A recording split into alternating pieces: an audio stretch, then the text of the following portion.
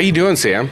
Doing good. What's up, man? Hey. Dude, I'm going to be honest. I still look at our picture every once in a while. It's hanging on our fridge here. It's up in our house, too. Yeah, you got replaced, Josh, in Detroit. Wait. Has he driven to your house?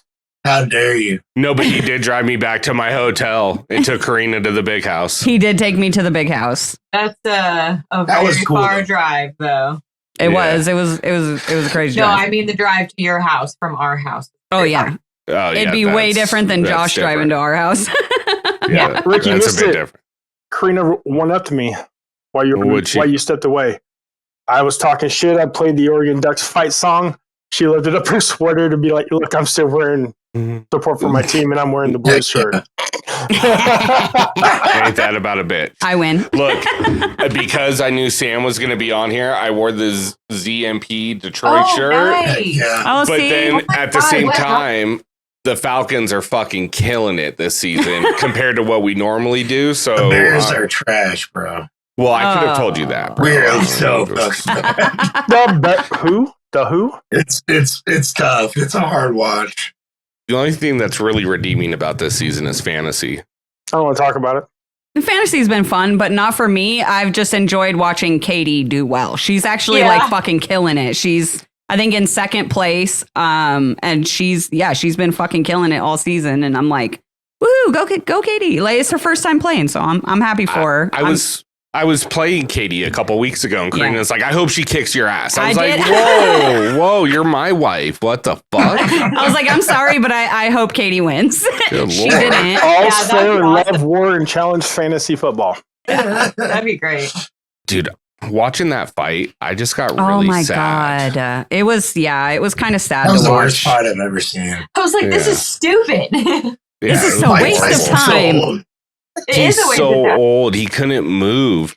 And my 11-year-old, our 11-year-old Caleb, he decided to watch the fight with us. It's the first boxing fight he's ever sat and watched. Like, there's no blood. And, we have been going on about what a badass, Tyson is and showing him old, videos of Tyson fighting and stuff like that. And then, I think it was end of the first round, start of the second round, Caleb was like, I hope when Mike Tyson wins, he just looks at Jake Paul and is like, this was a waste of my time. And I was sitting there thinking, I was like, I kind of have a feeling we're going to be the ones thinking that about watching the fight.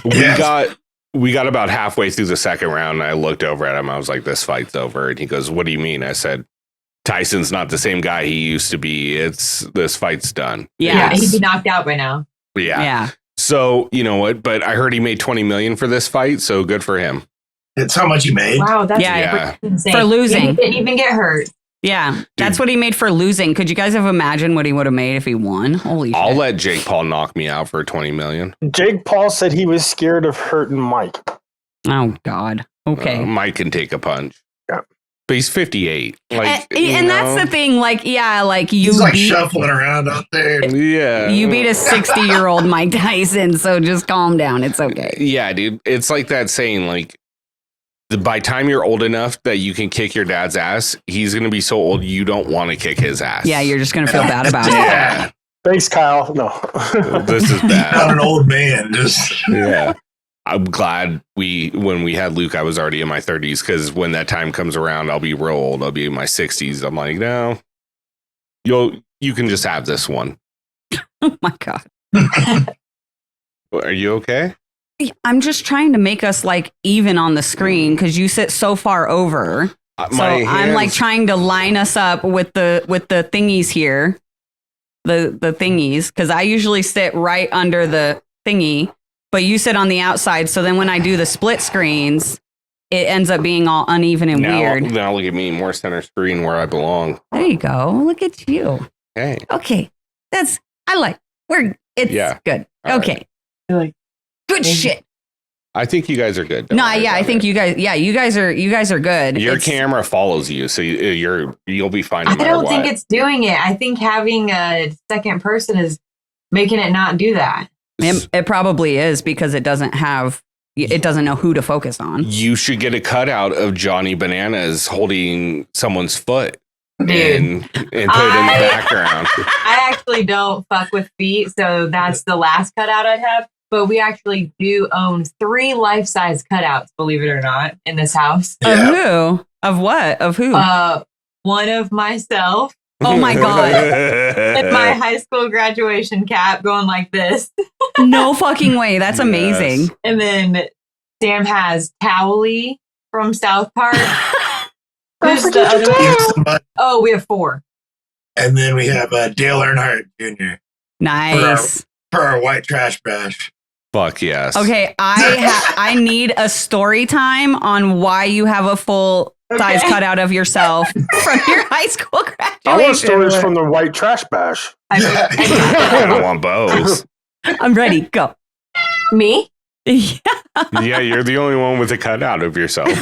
Well, I got it for my graduation party when I was in high school. I just thought that, that's fun. Who wouldn't want a life-size cutout of themselves? So we literally got it made at like CVS, and they just printed it, and we have it's on like foam board. And oh my God, that's amazing. And then I've used it since then. I had it in my window of my dorm room. So like when you look at the building, be like up and over on the 4th floor, my window. And then I've used it like in my house to scare people. Yeah. Oh my gosh, that's amazing. And then it was at my mom's house for a while, and she had it in a window. Yeah. I don't think Zoe's ever seen it though, so we'll have to get her with that. That'll be fun. Just set it up. Yeah, that'd be so. Oh just my God. Pop it up into her room like early in the morning. So when she wakes up. Yeah. Maybe I'll put it in her room so she stays in there because she thinks I'm in there with her. She'll never forgive us either. No, she remembers everything. I forget who I was telling this. It doesn't matter, but I was telling them about like childhood trauma, and I was like, I had one of those My Buddy dolls when I was really young. Oh! When you got up, the camera zoomed in really bad.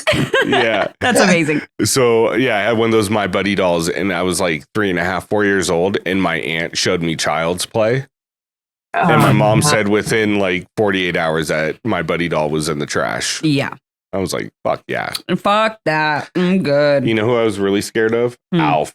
Really? Oh, really? Yeah. I thought Alf was fucking gross. I think I'd be more scared of Teddy Ruxpin. His mouth moved in his... Yeah, that's true. But that was fucking high technology back then. It was. So anyways, let's go ahead and... Oh, I'm learning how to use this. Look at me. Learning new technology. You're not even going to need me anymore.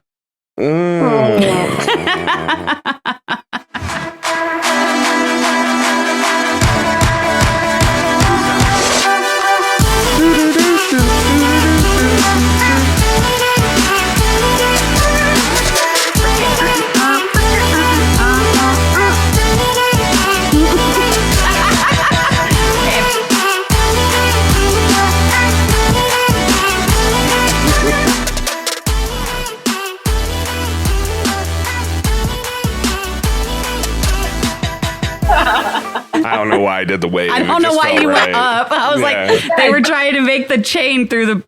Anyway, you missed it. I'm sorry. You missed it all. Yeah, you ruined I'll see myself out.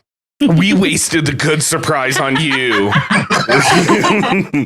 Hey, welcome back to the Challenge Fandom Podcast. And just to let you know, we're sponsored by footfinder.com, so check that out. You've got myself, Ricky Hayes, my beautiful wife, Corrina Hayes. We've got Josh motherfucking Chambers, Alexis Tex Rawson, and for the very first time, but not the last time, we've got Sam Raw Dog Rawson. Yeah. Just like I do life, raw dog in that shit all the time. Oh my God. Raw dog in life. No Vaseline. Oh, sorry. Welcome to the show, man. Yeah. Thanks for having me on. All full disclosure, this isn't our first time meeting Sam. It's Josh's first time. But we all hung out in Detroit and ate massive amounts of pizza and copious amounts of marijuana. And oh my God. Yeah.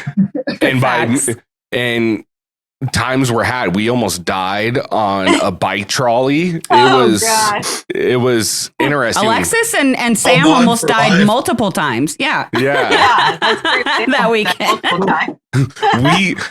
I still, anytime I see something wild about Detroit, I send it to Sam or Alexis right away. I'm like, look, dude, it's where your Airbnb was. Yeah. We talked about it. We were sitting ducks. We actually we just went to Michigan this past weekend, and we asked the people in Michigan, like, have you ever been there? And they were like, we don't go there. We don't go there. You only go there if you have to go there. You know what I mean? We're just in the wrong suburb, we learned. She was like, yeah, we're passing 8 Mile Road. And I was like, I don't think that's a good thing. I was like, I don't think that's supposed to be a tourist destination. I don't think that's where we want to be. I mean, cool, because Eminem, but let's keep going. But also not cool, because I remember one time I went driving with a buddy in LA, and he's like, oh, we'll go to my grandma's house. And I was like, where's that? He's like, Carson. I was like, oh, okay, cool. I've never heard of that place, so it must not be bad. And then we get off the highway, and I look to the left and it says, welcome to Compton. I was like, oh, well, that's cool, but I hope we're turning right. We did, but no, I don't want to go there. Let's not go that way. That's not. Anyways, I digress. Let's get to what we were fucking supposed to be here talking about, which was episode 13, Best Friends for Era. Number 4. I'm not mad. That's stupid. That's really good. It's one of the best titles all season. Really? It's fitting. Yeah, it is kind of fitting too. It's not as corny as the others. It's just dumb. I think there's been better ones, but what, like Get Rich or Die Trying? No, I meant this season, this whole play on the era word being in the title. I just think there's been better ones this season, but whatever. Look, I am still upset they have not done the DJ sound, welcome to the era. I thought that'd be really cool. I know that's the 9th time I made that joke, but I'm fucking locked in on that. That's what we do here. I miss when they used to play corn on there and stuff. Dude, they used to actually look. I'll give them credit. They played K-Flay, and I've seen her in concert. She's pretty good. Yeah. But yeah, they used to play some bangers. The music is definitely different these days. That's for damn sure. That's why I'm wearing my Woodstock 99 shirt. They're not going to touch War of the Worlds. Yeah. All right. Yeah. Little side note: we watched a whole documentary on fucking Woodstock. Oh 99. my god! Oh, it's so awful. It was so horrible. Oh, it's awesome, but it's awful. Yeah. I would have wanted to seen the concerts, but from somewhere protected and far away. Yeah. You know what I mean? Flea came out completely butt naked with his dick out. Oh yeah, you see it in the documentary. I think it's on Netflix. It's really good. It's a really good documentary. But yeah, that show is crazy. It's a wild time. It was different times in '99. That's for sure. Yeah. Before I go off the deep end on that one, because I could go in multiple different ways. That was Bananas' first season, probably. That's why you kids were still in school. I was in school, dude. 99. I think I was a freshman. But there you go. I don't know what I was in, but I was in school.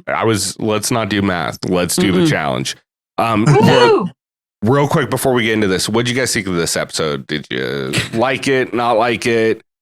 Well, give it an F. What are you thinking? I thought it was fine, but I like Olivia and Michele, so I didn't really want either of them to go home, but I kind of knew what was coming.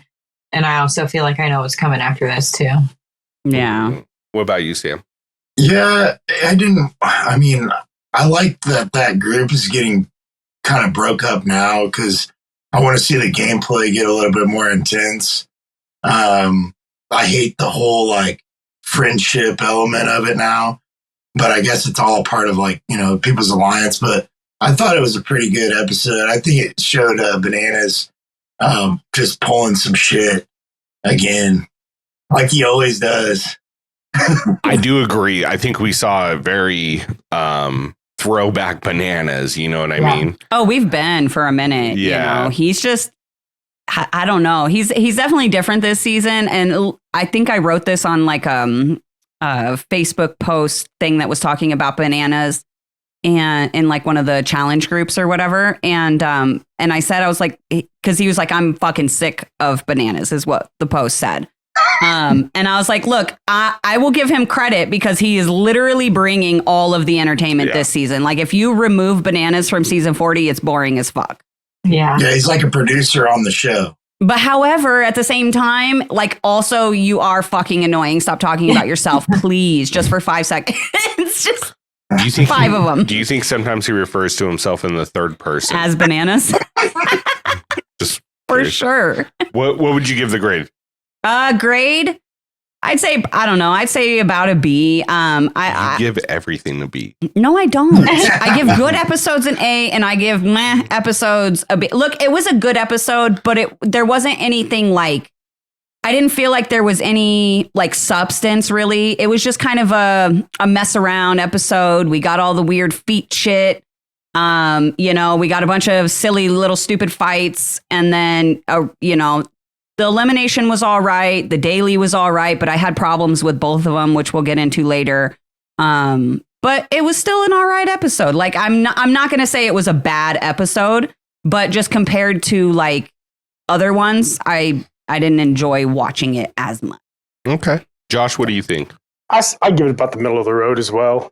I did like seeing the new friendship and elimination was pretty cool. I thought it was a nice little twist on something in the past. Okay. The only reason I'm not giving this like a C- is because I definitely did not have on my 2024 bingo card that we were going to find out Banana had a foot fetish on season 40. I'm not even surprised. Not surprised. I'm not surprised either. Wasn't on the bingo card. And he's doubling down on it too. No, he's not denying. Yeah, he's just all about it. Yeah. He's looking at now. He has like Olivia showing him her feet on his podcast, and So it's interesting.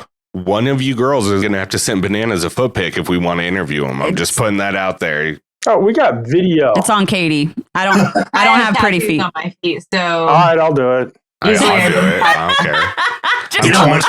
I'm too much of Tommy always has flip flops on. Make him send some. There you go. I'm too much of a pussy to get tattoos on my feet. I was just sitting there like the whole time when like they were doing like all these shots of like the girls' feet and stuff, and I'm like, do you know what kind of money they could make for these shots? Yeah, like, they're just giving away goods for free. Putting that shit on TV for free. Damn. Yeah, they probably are making money on it though. Somebody is. Right. But like my biggest knock on this episode and why I'm giving it a C is because it fucking could have been 60 minutes. Like it didn't need to be an hour. Like they could have gotten rid of 2 of the Olivia Michele scenes. I know they were touching because they're friends, but it didn't do anything for the storyline moving forward. I agree. And it was overkill. And that's honestly like, so the thing that we put on IG every week where I'm like, hey, what are your thoughts, right, on this episode? A lot of the anonymous thoughts for episode 13 that were submitted was like, I am so sick of hearing Olivia and Michele talk about how they're best friends. I'm fucking over it. Like, stop. We get it. Like, it's like Corey who has kids at this point. We get it. Yeah. He hasn't really mentioned that much. He hasn't. He's definitely backed off of that. I think he should just dive in, go full send.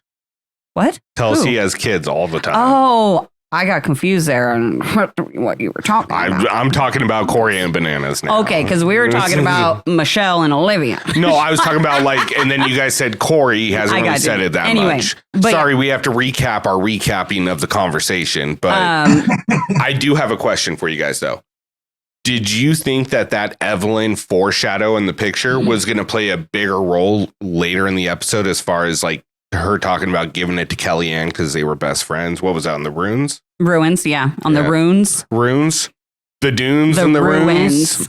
I didn't realize at first. Like my first watch, I didn't realize what it was all about. But on our rewatch, I immediately was like, oh, okay, now I know exactly why they use this. Mm-hmm. Once I got to the elimination, I rethought about that, and I was just like, oh, well, with the communication throughout the episode, I was thinking Michele was actually just going to give it to Olivia, thinking she'd have a better chance in the final and go home.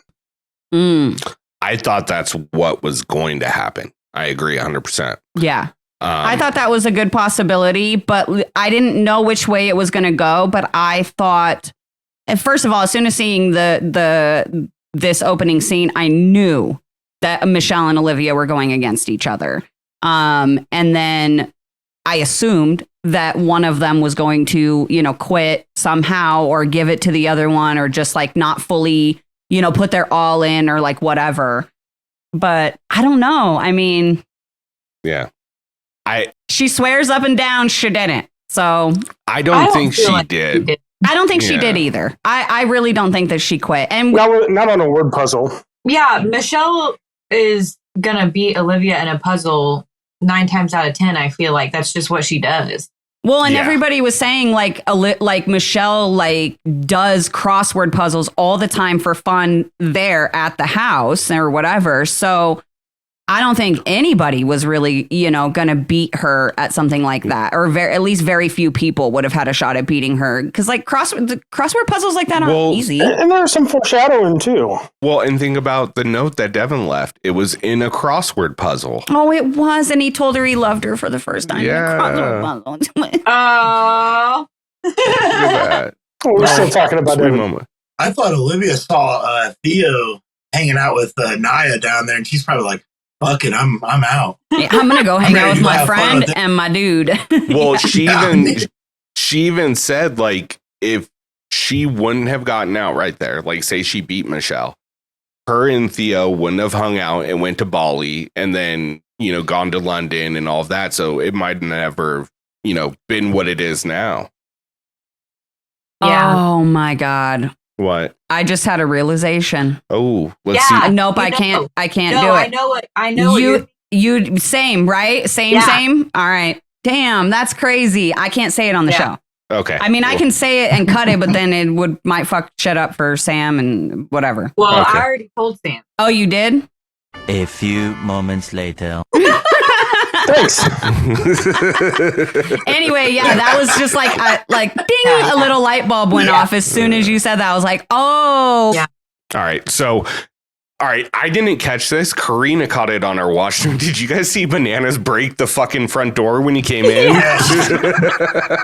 Like, bro, just calm down. He's doing such a banana-centric episode. Really, though, because we go from him, like, breaking the door immediately into, like, this confessional where he gets the car ahead, right? And he's like, I don't know anything. There's alliances. There's sides of the house. Like, and then he calls Pauly the Keebler elf in this confessional. And then I found out later that Wednesday when the episode aired, that was Pauly's birthday. So the producers fucking put in that edit of him as the Keebler elf on the episode that airs on his birthday. I was like, damn, that's cold as ice. Pauly's my least favorite on the show. Happy birthday again, Pauly. Yeah. Pauly is my least favorite. I love when they roast. I love seeing Theo just truck him too. Oh, yeah, that was crazy. I was not a huge fan. I told him this when we interviewed him. I told him I was not a huge fan of him on War of the Worlds and War of the Worlds 2. I liked him on Final Reckoning. I thought he was entertaining as fuck. It wasn't bad there. I think he's good for the show for sure. Mm-hmm. But then talking to him and seeing how he just approaches competition in general, it makes a lot more sense. Mm-hmm. You know what I mean? So, anyways, where were we going? Oh, so we get in. Yeah. The tortilla chips. What did you guys think about the Bananas, Michele, Josh fight in the kitchen while Derek's trying to get his spatula from Michele, which, by the way, was one of the most hilarious things I've ever seen in like the background of a fight happening. He's like, can I? Just that he was trying to teach her how to cook, and she's like in the middle of an argument. So it showed burgers on the scene, but apparently they were actually frying tortillas to make chips. And he was trying to teach her how to make chips. Aww. And and he's like, you're going to burn that. Yeah, they're going to burn. Can I have the spatula? Yeah, those are my fucking tortilla chips. I want them. Yeah.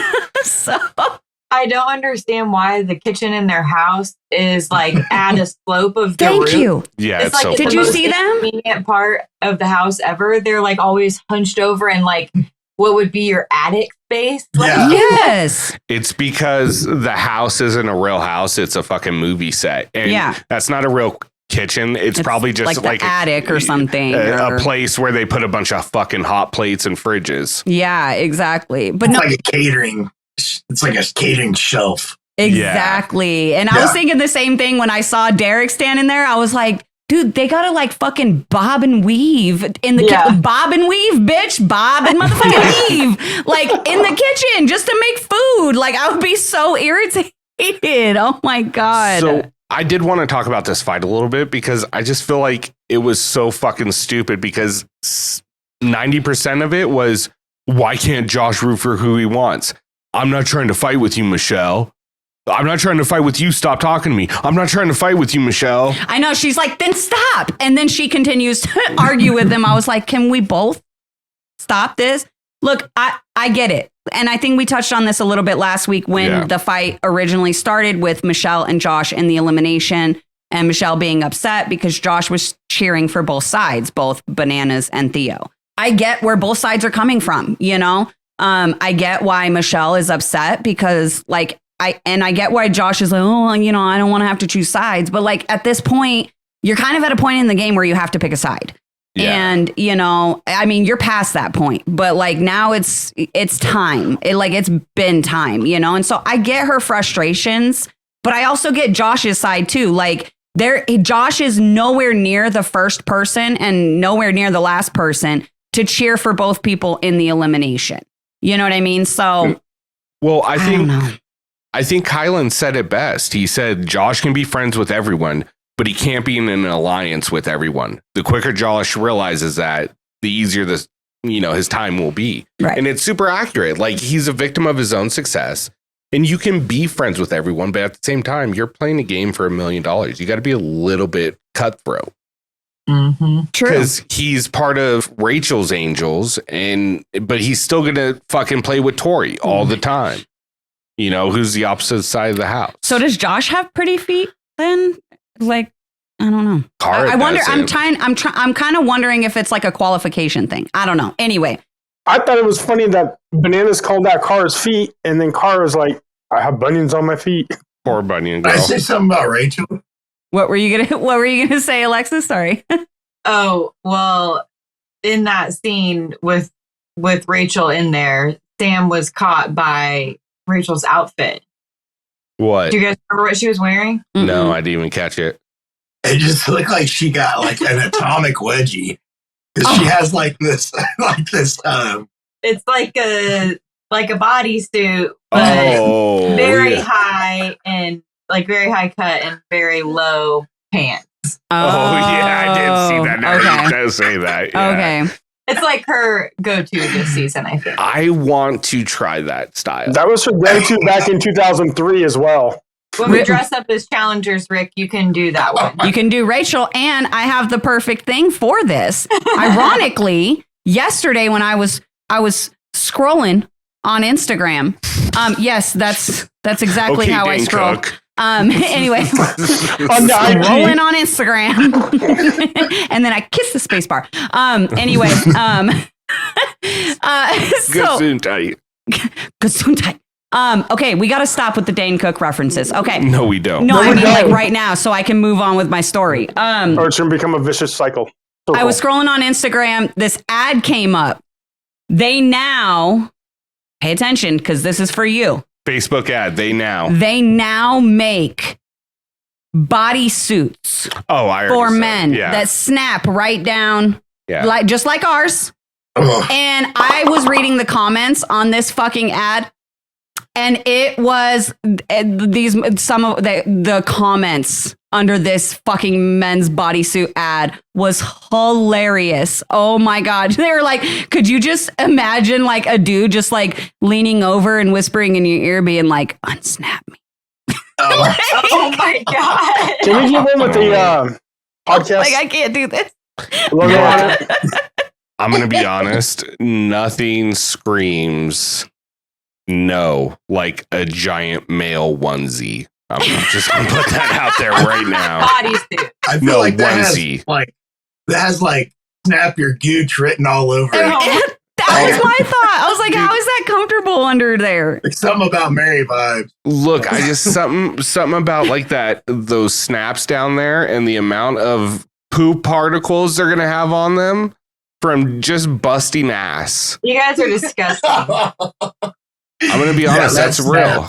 Yeah, it's real. But yes, she's right. You boys are gross. Okay, well, fine. I want to talk about something you have here in your notes that came in on Instagram. Okay, something came in on Instagram about Olivia's rookie season. Oh no, that didn't come in on Instagram. I actually didn't pull anything from Instagram this week. This was something that I noticed in the show because Olivia talks about it in the show, and I just thought it would be a good discussion for us to have, especially because this episode was, so light as far as like content to actually talk about. So in the show, I can't remember if it's like in a confessional or she's talking to Michele or it's like a mixture of both. But Olivia brings up, just saying like she wants to make it to a final. She wants to prove that pretty much like that her rookie season wasn't a fluke, like that she has what it takes to be a challenge champion and that she can make it to a final again. And I know that there's a lot of chatter out there about, especially after her last couple seasons, that, Olivia didn't really do anything to make it to the Ride or Dies final. She was carried by Horacio, et cetera, et cetera, et cetera. So I'm curious, what are you guys' thoughts? Do you guys think that Olivia's success on her rookie season was like beginner's luck type thing, or that like she was carried by Horacio, or do you think she's just been having a bad couple of seasons? She had a bad season. She went out right before the final. And if she wouldn't have made that move to put in Horacio and Kylan and fucking Nerys, she would have made the final because she was protected on both sides of the house with Michele being there. Right. So that makes 2 finals, 3 seasons. I mean, and she's made it down to the final 7 women. She made through over half. Now, did she really focus on this season or was she more on vacation? Okay. But I don't consider it a fluke.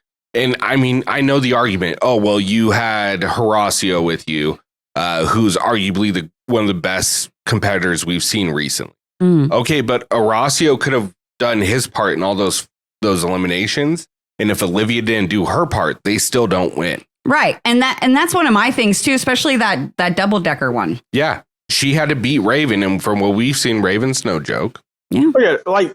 Like Olivia said, she's made it on. She's one of so many people on her era of so many people that have played this game. She was chosen to be on this season for a reason. Yeah. Right. I don't think her first season was a fluke. I thought she was a badass. The way she went out, she still wanted to compete. She still wanted to go. She didn't want to go to the hospital. You're going to tell me it's a fluke after that? I mean, come on. She's just part of a bigger alliance now. I definitely don't think that the first season was a fluke. So I watched her Love Island season like religiously. And when she left Love Island and I heard she was coming on the challenge, I just didn't really expect it to be much because, Love Island is like not the same at all. Right. And then she came on the first season and kicked ass. So like completely changed my perspective of her.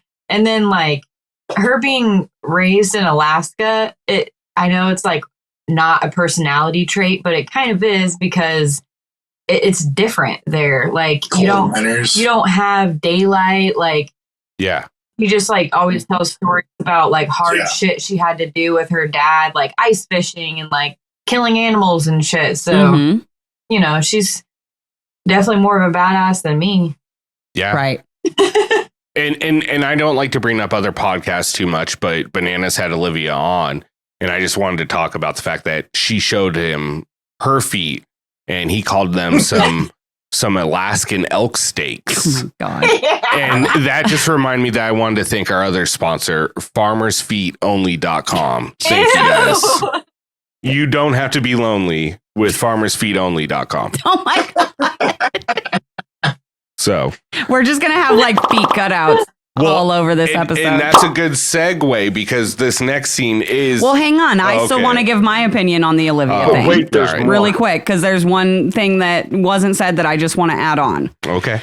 I don't think that Olivia was carried by Horacio or anything like that, but I do think that there's something to be said about having the right mixture of people in the house, having the right partner that motivates you in the right way. And I know that season, Olivia it reminded me a lot of Paula and Emily on Rivals 2, where Paula was so scared of letting Emily down, of disappointing her, of costing her chance at a final, that she fucking busted her ass harder than I've ever seen Paula bust her ass. And that's what that situation reminds me of is, so I don't think that Olivia was carried per se, but I do think that Olivia is one of those players that needs the right type of motivation to be able to pull that out of her. She just doesn't have it just like on the surface level yet, but I also think that comes with experience. So I don't know. I hope Olivia continues to come back to the show because I think she's really good for it. Almost like Jordan in a Nissan Ride or Dies. Yeah, that's what I was going to say. Exactly. Yeah, no, that's a really good point. I like that. But like also, if Olivia wasn't a badass, she wouldn't be keeping up with Horacio. And she did. Very true. Well, exactly. And I mean, look, Olivia, I think, is very smart in the effort she puts forth in competition. Because we've seen her, like, when she really turns it on and it's something that suits her, she can easily go out there and be one of the top 3 women or win a daily. When she really has her heart into it, she's tough to beat in any type of elimination. Right. And her social game, from what we've seen over these last 3 seasons, is pretty fucking solid. Yeah, absolutely. So I just think there's something, to be said about it, because it's not like it was like Landon and Carly, right? Where he literally physically carried that girl. So I don't know. I don't like the Horacio carried her thing. So anyway, I'm glad I'm not the only one that feels that way. Sometimes people are wrong. Quick question, just totally on subject, but off subject. Okay. If Horacio and Olivia, if Olivia doesn't get hurt and Ride or Dies, do you think it's Horacio and Olivia going against Devin and Tori at the very end? I kind of do. Yeah. I think there's a good chance they could beat him too. I think it's a coin toss at that point. Yeah. Well, especially because of what they were doing in that final, like at the end of Ride or Dies, that was really geared towards Horacio too. Yeah, it was. It really was. And he'd already done an elimination exactly like that final little, hall where they had to get through all the barriers. Yeah, he's like the Terminator. He just keeps going. Yeah. Oh, he's impressive. Well, dude, he just tried to do like 100-mile race, and he's like, "Oh, I'm so upset. Like, I only made 75 miles." I'm like, "Dude, you ran 75 miles. I don't even like driving that far." Well, and then did you see he put himself through fucking punishment because he failed? No. Yeah, he put himself through fucking punishment. I was like, bruh. Bro, dude, you don't have to get Venegancy on yourself. Yeah. Just gonna be honest. All right, so. Sorry, we had that segue before getting into, this Yeah, you topic. ruined the segue by forgetting about your wife. This whole topic is brought to you by farmersfeedonly.com. And that's the scene we get with Bananas, Angels, and the Foot Circle. Oh, my God. Cara being left out because she's got bunions. And we find out that Tori's got a long toe. Yes, that Bananas doesn't like. So, there's qualifications to being an angel. Yeah, if you got bunions or you got that second toe is longer than your big toe, you're out. And out of the running. Look, I'm going to be honest. Once again, if you've seen Boomerang, you get this. Oh, no. Oh, I know. I haven't seen. I haven't seen Boomerang. It's got Eddie Murphy, so it's worth 90 minutes of your time. Yeah, we just watched Shrek. See, right there. Yeah. I had another quick topic I wanted to discuss before we kind of move into like the daily and all this other stuff. In this whole thing with, the Bananas Angels Foot Circle thing and all of that, there's a couple confession, and Aviv makes the comment about like, oh, Cara wants to be an angel, but she has bunions or like whatever. And I've also gotten this comment multiple times online on Instagram is that, like people making comments like, oh God, Cara wants to be an angel so bad, blah, blah, blah. And I know she's like made, little comments about it in confessionals on the season, like, oh man, I can't be an angel. But I've taken all of those like very sarcastically. However, apparently some people are taking them very real, like very seriously. So I'm curious, do you guys think that Cara actually wants to be an angel, or is she just kind of being like a sarcastic smartass in her confessionals? I don't think she's being serious. I think she's trying to make a funny. I mean, she's talked like this in the past, in past seasons, in similar situations. 100% sarcastic, and the fact that we have fans out there believing that she really wants to be a part of Johnny's feet fetish. Come on, man. No offense to Johnny, but Cara's probably in some way better fetishes than feet. That's true. But like Cara said, I don't want to kill anybody's kinks or talk about down on anybody's kinks. But, you know. Yeah. We don't kink shame here. It's probably like level 1. Yeah, they're like, oh, feet. Yeah, Cara's like, oh, ooh. He's like, I'm into grape stomping. When you bust out the clamps and the electricity, let me know. Pick up a car battery to my toes. Yeah, I saw that one episode of I Love Lucy, and I've been stuck ever since. Look, I don't necessarily want to say like I could never see Cara like working with Bananas or working with any of the girls on the Angels, but I just can't imagine a scenario where Cara would want to be labeled as like Bananas Angels, like being grouped into this group of girls that works under this umbrella of Bananas. Like Cara is very much like an individual. She's very independent, and I just can't see her ever being like, I want to be a Bananas Angel, like, and being serious about that. Like, I think it's very sarcastic. So I highly disagree. I don't think she wants to be an angel at all. And I like her not with the Angels, to be honest. I think it's not like her and Bananas haven't had opportunities to work together, like Dirty 30, Invasion of the Champs, Vendetta's Final Reckoning, because they were all relatively close at that time. Yeah. And they've never really worked together. Right. I think she wants to work with Rachel. She'd be open to working with Aviv because of the Era 2 connection. Mm-hmm. And then Jenny, I don't think as much. But I think that's really what it is. But no, she's being sarcastic. She's like, oh, yeah, I want to be an angel.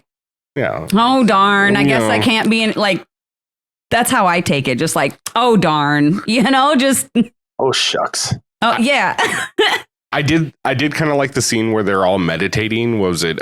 Josh, Tori, and Jordan, and Corey came in there with. What was he doing? Like he was about to hit Josh in the nuts with some type of strap. It was the waistband or the bands. The exercise bands. Yeah. And he had a bunch of them tied together, and he was putting it around Tori's foot. But what was he trying to do? Like, just fuck with them? Trying to mess with them while they're meditating, which... Everything's coming back to feet. It is! Back to feet! Everything just revolves around it. Oh my God. Oh my God, all the feet. Speaking of revolving around it, don't forget to check out our sponsor, footworld.com. We're going full send into this. And look, I'm going to let you know, trouble's afoot coming up in this episode. Trouble really is afoot. You know what I mean? Something corny. It is. Look, man. It's some parts are painful, like when you stub your pinky toe. Totally. Toe. Totally. All right. So I'm done with you. Cara, I do like that Cara is taking a more vocal role in the latter part of this episode or the season, since it's gone individual. Yeah. Where she's not part of the team. Because she points out Bananas keeps making up excuses to come for Michele, but even without the problem, she wouldn't come for him. Like if she was saying that if he wouldn't have gone to, even with going to Devin, she wasn't going to go after him. No, because of their friendship. That's how I took it. No, literally what Cara said is that even without all the problems with Devin, Michele was never going to come before any of the other Angels. Bananas was always going to pick Jenny, Rachel, Aviv before he would pick Michele because they're better competitors. And that's how Bananas plays. It's the same thing with Jordan and the Nia situation. It just wasn't talked about. And, but I thought this was a really interesting point because I think it's true. Like, I don't think that Michele was going to be Bananas number 1 or number 2 or probably number 3, even without, like, even if her and Devin never dated, the whole issue never happened. I just don't think that, I don't know. I think Michele sees them as a lot closer than Bananas sees them. That's just how I feel. I don't know. I get that.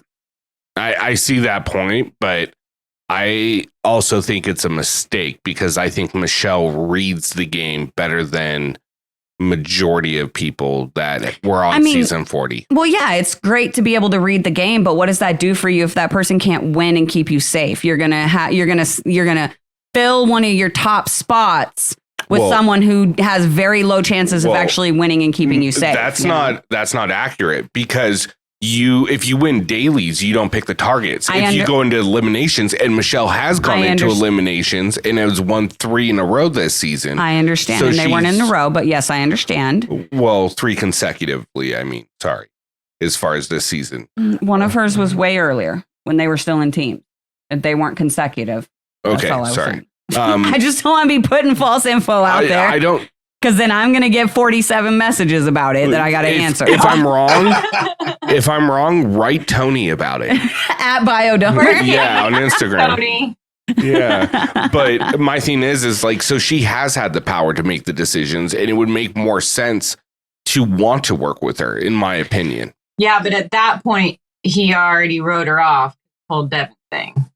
And it's also like, for me, like, someone winning a daily and ensuring that, like, if you are a target, you don't get picked is a lot less steps than someone having to lose and go into an elimination, win the elimination, and then not make you a target. So I don't know. Like, I just feel like somebody like Bananas would have more faith in someone like Rachel or Jenny to win dailies and, keep him from being actually sent in as long as he doesn't lose, especially with all the shit going on with Tori. I don't know. I mean, it would have been interesting to see how it would have played out had the whole Devin thing not happened. But I just personally think that Bananas Angels still would have happened. See, and this is why CT is always going to be better than Bananas, in my opinion, because he fucking recognizes when you already have one woman on the other side of the house that's pissed off at you. Don't make enemies with more women when they control whether you go in or not. Like, such a bad move. Yeah, it's just, and I like Bananas, and I think he plays a fairly, like, a right move a majority of the time. And to me, this is not an accurate or right move. His politics just suck. Do you guys think that Bananas came into this season wanting to win it? Or do you think he came onto 40 to have some fun? I think he came into it thinking he had to save the show. I think that's how it started, was to come in here and have fun. But now he's here to win it. Okay, that's fair. I think there was a switch.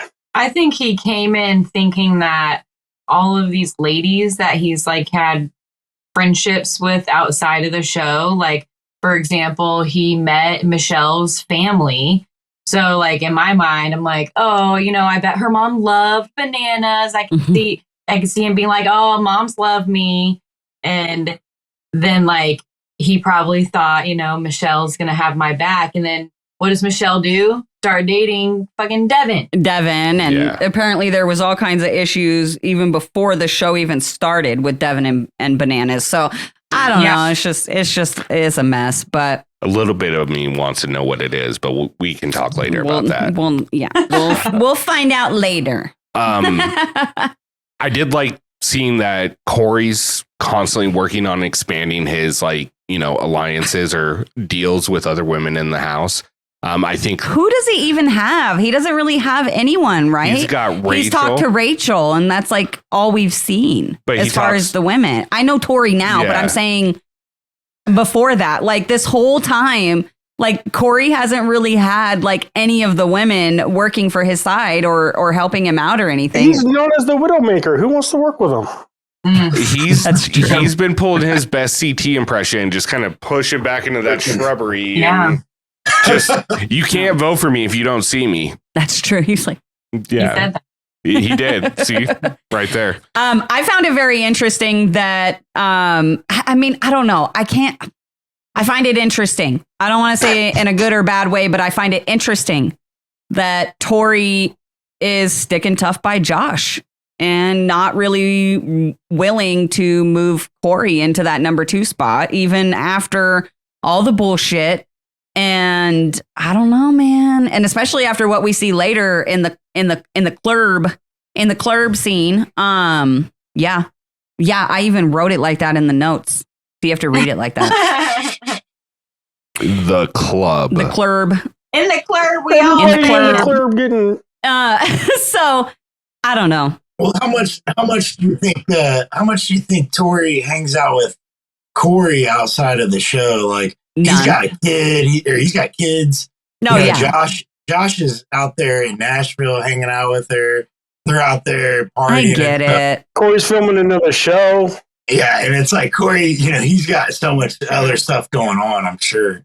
Yeah, outside of the show for sure, but it also just kind of like, who would you rather work with in the game? Corey. Josh or Corey? And I'm going to pick Corey every time, like, Corey's had some questionable moves and some questionable moments in his challenge career, but for the most part, like, he's a really good competitor. And, if he tells you he's got you, he's got you. You know what I mean? He's one of the most loyal friends we've seen. Like, we've seen so much of that shit between like him and Nelson and all that. You know what I mean? So like, and maybe this is just me saying this because I saw what happened in the club with Josh. And, I've seen Josh leaning towards Banana's side on this whole thing. It's just kind of like, dude, you're literally putting someone in your number 2 spot who doesn't even have your back in this situation, like, and so it's just like, I don't know. It just kind of was like, dude, you have such a good opportunity to have Jordan and Corey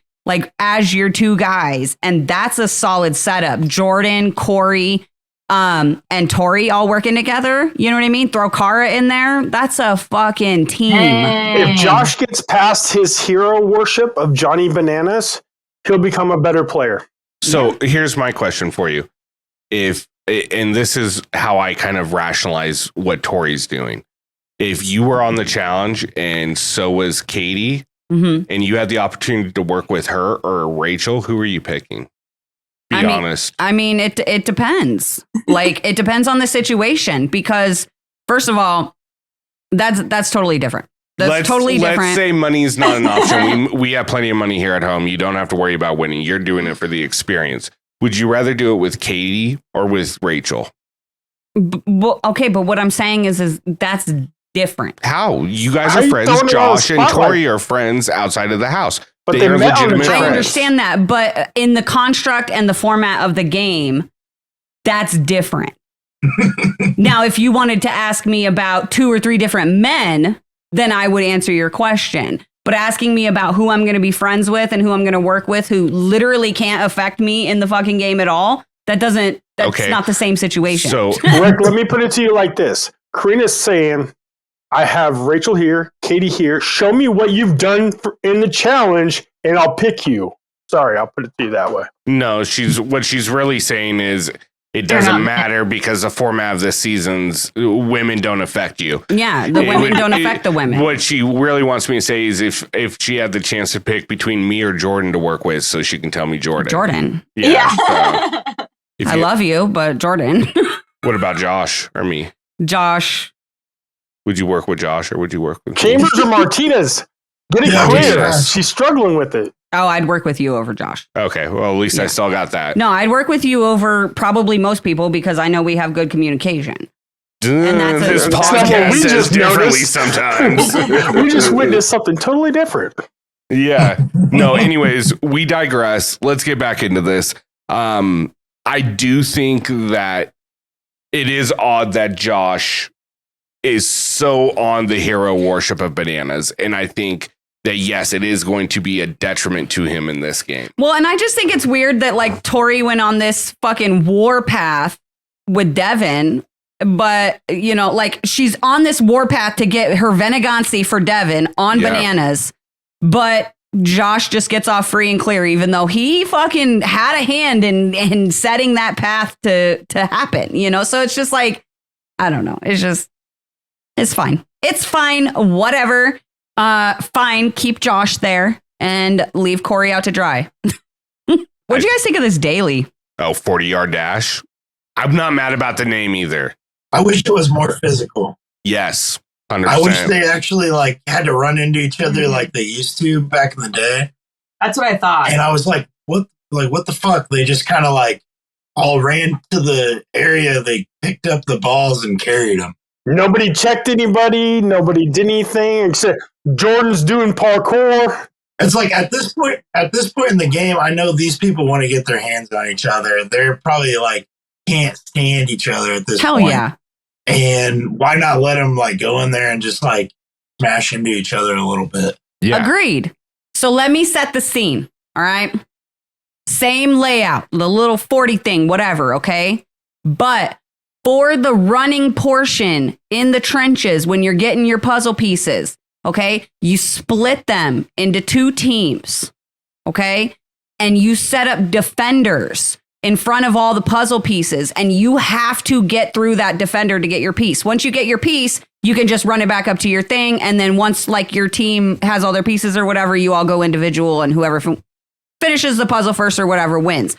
But like there were so many different ways to turn this daily into something physical, like something that I you got these awesome trenches, and it's like this big 40 trench, and you guys just kind of whiffed on it like really bad. I think an easier way to do it is you've got 6 and 6 or 3 and 4 on the women's side or however it breaks down, but you take as much as you can, half and half, split it, one on the top side, one on the bottom, and say, hey, your guys' puzzle pieces are on that side, their puzzle pieces are on your side. On your mark, get set, go. Okay, men line up. Let's do it again. I just feel like they would still just avoid each other. Like you have to put them in a position where they don't have a choice but to have physical contact with each other. Make those trench lanes smaller, first of all, because those things were so fucking wide. They were like, you could run like 3 people wide in those and not touch each other. I don't think Corey would pass up the opportunity to I'm not saying everybody would, but you're telling me the girls are going to? No, they're not. I think Tori would. Oh, one? Rachel might. Jenny might. No, they won't. Rachel's got a mean streak. We saw that with Avery. Yeah. So, but no, I get it. I don't think that they would, because everybody's afraid of getting hurt. So if you don't force them to have physical contact, I don't think that they choose it. Yeah, but you do what I said, put them in shoulder pads and narrow up the trenches like you said. Yeah. I think that works. And you force them into contact. Yeah. I just feel like they got rid of they got like the hall brawl and the pole wrestle. And it was like the first elimination, and then they got out. Like they were like, all right, all the physicalities out of the way now. Yeah. We're back to doing puzzles. Right. Yeah. It was like, here you go. And then that. So I don't know for sure, honestly, and I'll admit, like, this is totally an assumption, but it kind of just almost feels like one of those like kind of like common sense assumptions. I think that the massive decline in these physical head-to-head like eliminations and stuff like that, I think a lot of it has to do with like insurance and stuff. Like it makes me wonder how difficult it is for the show to get these games insured and get the season insured and all this equipment in the house and all this stuff if they're literally putting these people in trenches and telling them to run full speed at each other. You know, so it makes me wonder if that's why, like, because I'm sure insurance rates could go up at that point, plus people get their bones broken, their fingers broken. I mean, fuck, Tony lost a damn spleen, and that wasn't even a physical, it wasn't even a physical, like head to head anything, but that was from eating all the mayonnaise. So I don't know. I think that has something to do with it, but it still just kind of sucks. It's like, oh man, I miss it. What did you guys think of the actual puzzle? I like it. It's one that I've done in the past. Has nobody ever seen this fucking puzzle before? I've done it before. I love it. I would have never. I love these puzzles. Never been able to grasp that in my brain. I would have got it done faster than Jordan. I probably would have done what Corey did, where he just had a bunch of them, like a fucking laying against each other. Yeah, just all. I like your designs, but no. Yeah, dude, TJ was fucking hilarious during this whole thing. You guys are all absolutely shitting the bed. Yeah. It was so good. Oh, wait, some of them weren't even like touching in the middle. And they're like, check. Oh my God, it was What so about good. Olivia being back second to the puzzle, though, right behind Cara? Like, that was. She was I was like, it. Kill it, girl, kill it. And then Cara, like, and she says in the episode, but anytime her back's up against the wall, she does perform at a higher level than she typically does. Yeah. Yeah, she really does. I also really, really like this Rachel-Jenny friendship. Like, I just really like them. I think that they kind of like fit each other's vibe as far. It feels like Emily and Brad, where like it's just like they're all on the same frequency, right? Like, oh, this makes sense. And we got the same background too, on the same profession, and we'll see some videos of them working out together, I'm sure. Well, and the funny part is when we interviewed Jenny West after whenever it was, like during Double Agents or whatever, when we started the podcast, and we interviewed Jenny West, we actually told her about Rachel, and she'd never met her. She'd never seen any of Rachel's seasons, anything like that. And we were like, oh man, you've got to send Rachel a message online. Like, you would absolutely love her. You guys would totally get on. She's just like you, like total, like, you know, just like in the gym, workout, health, take care of my body, take care of my mind, my, you know, all that stuff. And so it's so funny that now, like a couple years later, they're now meeting, and it's like this instant like click. And I'm like, we told you you would love her. Read you like a book. Mm-hmm. The other friendship, which came out of nowhere, and I know we didn't see it in the daily itself, but it came out earlier, and we kind of glazed over it, was Tori and Cara are apparently friends now, and I'm not mad about it, but I wish I would have found out how this happened. So here's one thing that I was able to pick up that obviously wasn't in the show, but was talked about on a podcast. So I'm assuming it was probably Cara on Zach Nichols, I think. Probably, yeah. Said. Anyway, it's commented on our Instagram. We have a picture of Tori and Cara dancing, and we were discussing them reigniting their friendship from Dirty 30. And somebody had written in the comments and said that on the podcast, Cara had said that one of the things that kind of like let her know that like the road was kind of like open, right? And kind of put them on the same page was the balls in tubes, balls in holes daily. Cara was running up to go put her balls in one of the tubes, and Tori stopped her because Cara was about to put it in Tori's tube. And Tori was like, wait, like stopped her and was like, that's not yours. That one's mine. That's cool. And then Tori said like she did that because she wanted to play on an even playing field against Cara. And if she beat Cara, she wanted to beat her without like, you know what I mean? Like without. I get it. Yeah. Nice. No, I totally get it. That's dope. That may have been like, I don't know if that was the initial spark or if it started sparking before them or if that was the turning, I don't know. Like but the necessity, like Josh said, of the situation in the game. But that's I thought it was a really cool little detail. Yeah. So the enemy of my enemy is my friend. Yeah, exactly. So I liked that a lot. Before we get too far into like the puzzle and the who wins the daily and all that, one thing I did not like and I thought it took away from this daily was all the fucking mud in the pit. It just slowed them down and it made it uninteresting to watch. It really does. Like, it really does. And we already seen Derek get hurt running through the mud. And then it fucking Aviv's run around like a fucking toddler with no shoes. With her plantar fasciitis. Yeah, I mean, I hope she gets a foot rub or something later for it. I'm sure her feet will feel just fine. The last thing that I noticed from this daily portion that I really kind of wanted to like touch on was Jordan's confessional about not wanting to win. I didn't understand like literally anything he was saying. I get the idea of him not wanting to win because he didn't want to pick. But then he started rambling on about bananas and targets. And I'm like, wait, bro, if you don't win, bananas is going to, because you two are in the lead right now, which means he's safe from being made a target, which guarantees that you will be made a target. Yeah. So I'm just confused Like I still don't get it. I still don't get what he was saying. It kind of takes you back to All Stars 4 where he's in that thing against Laurel. And he's just like, he let her win. I still think that just because he didn't want to make the decision. Well, Bananas went on his podcast and said he would get rid of all like the hardest people. Like he didn't want to go against Jordan in a final. So his goal was to get him out as soon as possible. I think he waited too late in the game. Oh yeah. I think it was, who was it? I want to say it was Zach Nichols' podcast.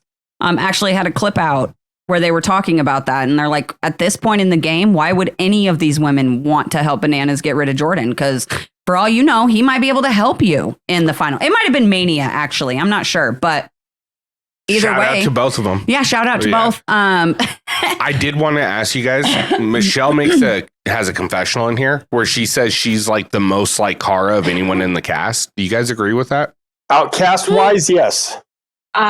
Maybe on this season, just like in comparison to the way like Laurel and her were, but I would never really pick them and compare them otherwise. Or the fact that she's always in her head. Even the outcast thing, honestly, I can't even like fully buy that one because Michele's not an outcast. She's so loved in that house. And like Cara literally used to get fucking like picked on by all the dudes and stuff. You know what I mean? Like they made fun of her all the time. Coke poured on her head. Literally. So like, I don't even see that connection there. I get the whole like underdog story. But they're both champions in their own right. You know who's the most like Cara in the house as far as the women go? Tori. Yeah. I think Tori's the most like her as far as their arc and trajectory on the, you know what I mean, on their time on the show. Their ability, the way I think they both went 9 seasons before they finally won. Didn't they both come from like romantic shows too? Like Cara did not. She was freshman. Oh yeah, that's right. Very much relationships played a big role in their early parts of their careers on the challenge. And then after that is when they tended to get really serious, kind of bulk up, get physical, doing the gym thing, and are both free spirits, but are really good. Yeah. You know what I mean? So that's my opinion on it. Anyways, the daily breaks down.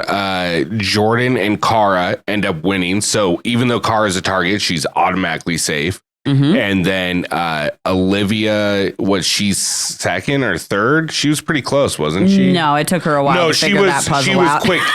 She was close to winning. She was close. She was the second to get to the puzzle. That's right. First to call check, but it was nowhere. To Josh, I love your designs. You make the best designs, Josh. But no. So Jordan and Cara win. Corey and Michele come in last place. So out of the 3 targets, it only leaves Olivia, which means that's the elimination, and there is no need for a chamber this episode. Which, by the way, I didn't write it down, so we won't actually talk about it. So I'm just going to say it now. If there's no chamber, why do we need a shot of the chamber? So stupid. I literally thought they were still going to make them go sit in there. I was like, this is so stupid. And I'm so glad they didn't. With that being said, hey, we'll be right back.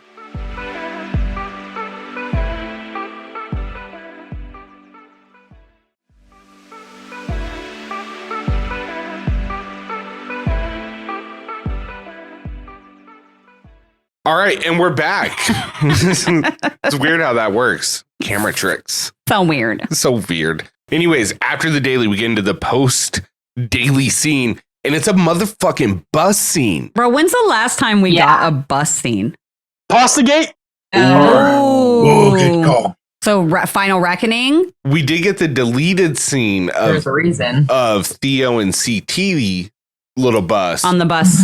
But that wasn't that was different. Same. Yeah. That was different. Okay, so I just want to... Oh my God, feet again. Feet, yeah. Oh, Jesus Christ. Onlyfeet.com. Check us out.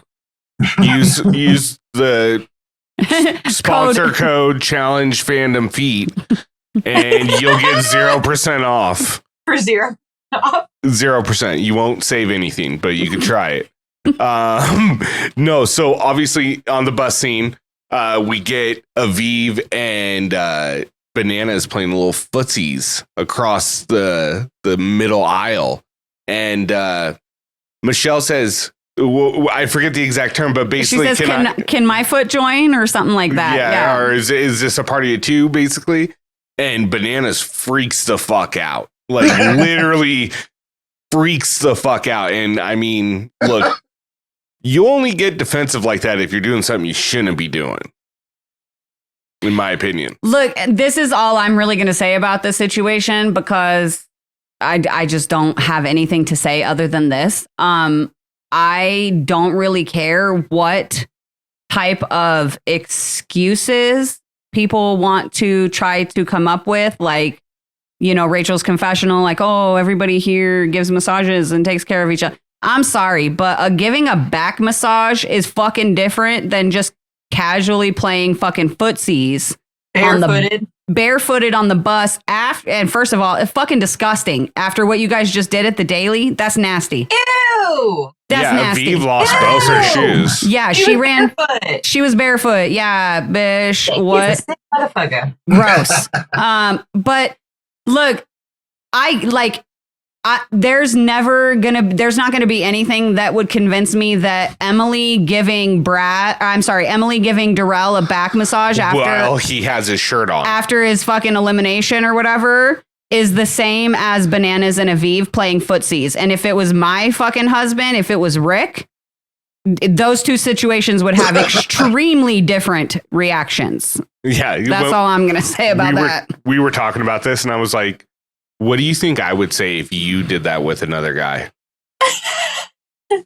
And she just kind of looked at me and she's like, it'd be the same reaction I had. I said, okay, that's what I thought. And it's such a false comparison to what Emily was doing for Darrell as far as rubbing his back, because they cut to that scene and Darrell's got his fucking t-shirt on and she's rubbing his back over the shirt. Yeah. Like I'm sure Darrell wasn't thrilled to have to answer to his wife after that one. Well, you know what? I think she probably would understand it because I feel like Corrina would understand if I was like, no, I fucked up my back. Look, you'll here's see it. Here's the thing. You can go to a legal everywhere establishment and get a back massage.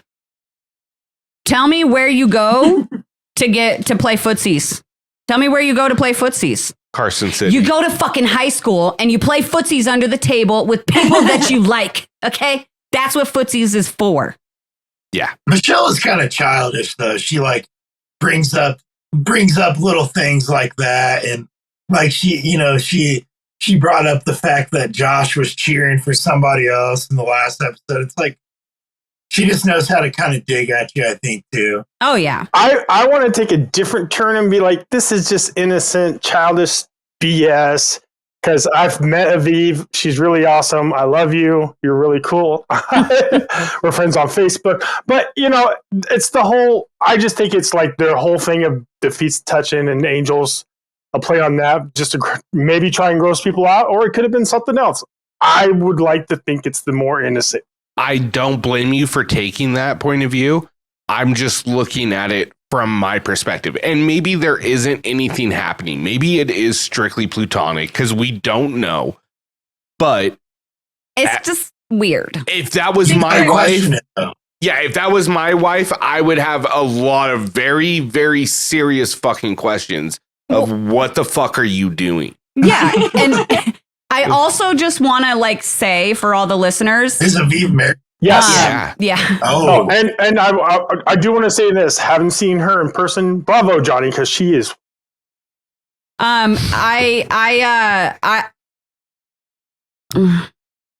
forget what I was going to say. I didn't think that it was flirty. I feel like they even kind of showed her not really paying attention. But I definitely think that they're all a little bit too comfortable giving feet massages when they know damn good and well that Banana has a foot fetish.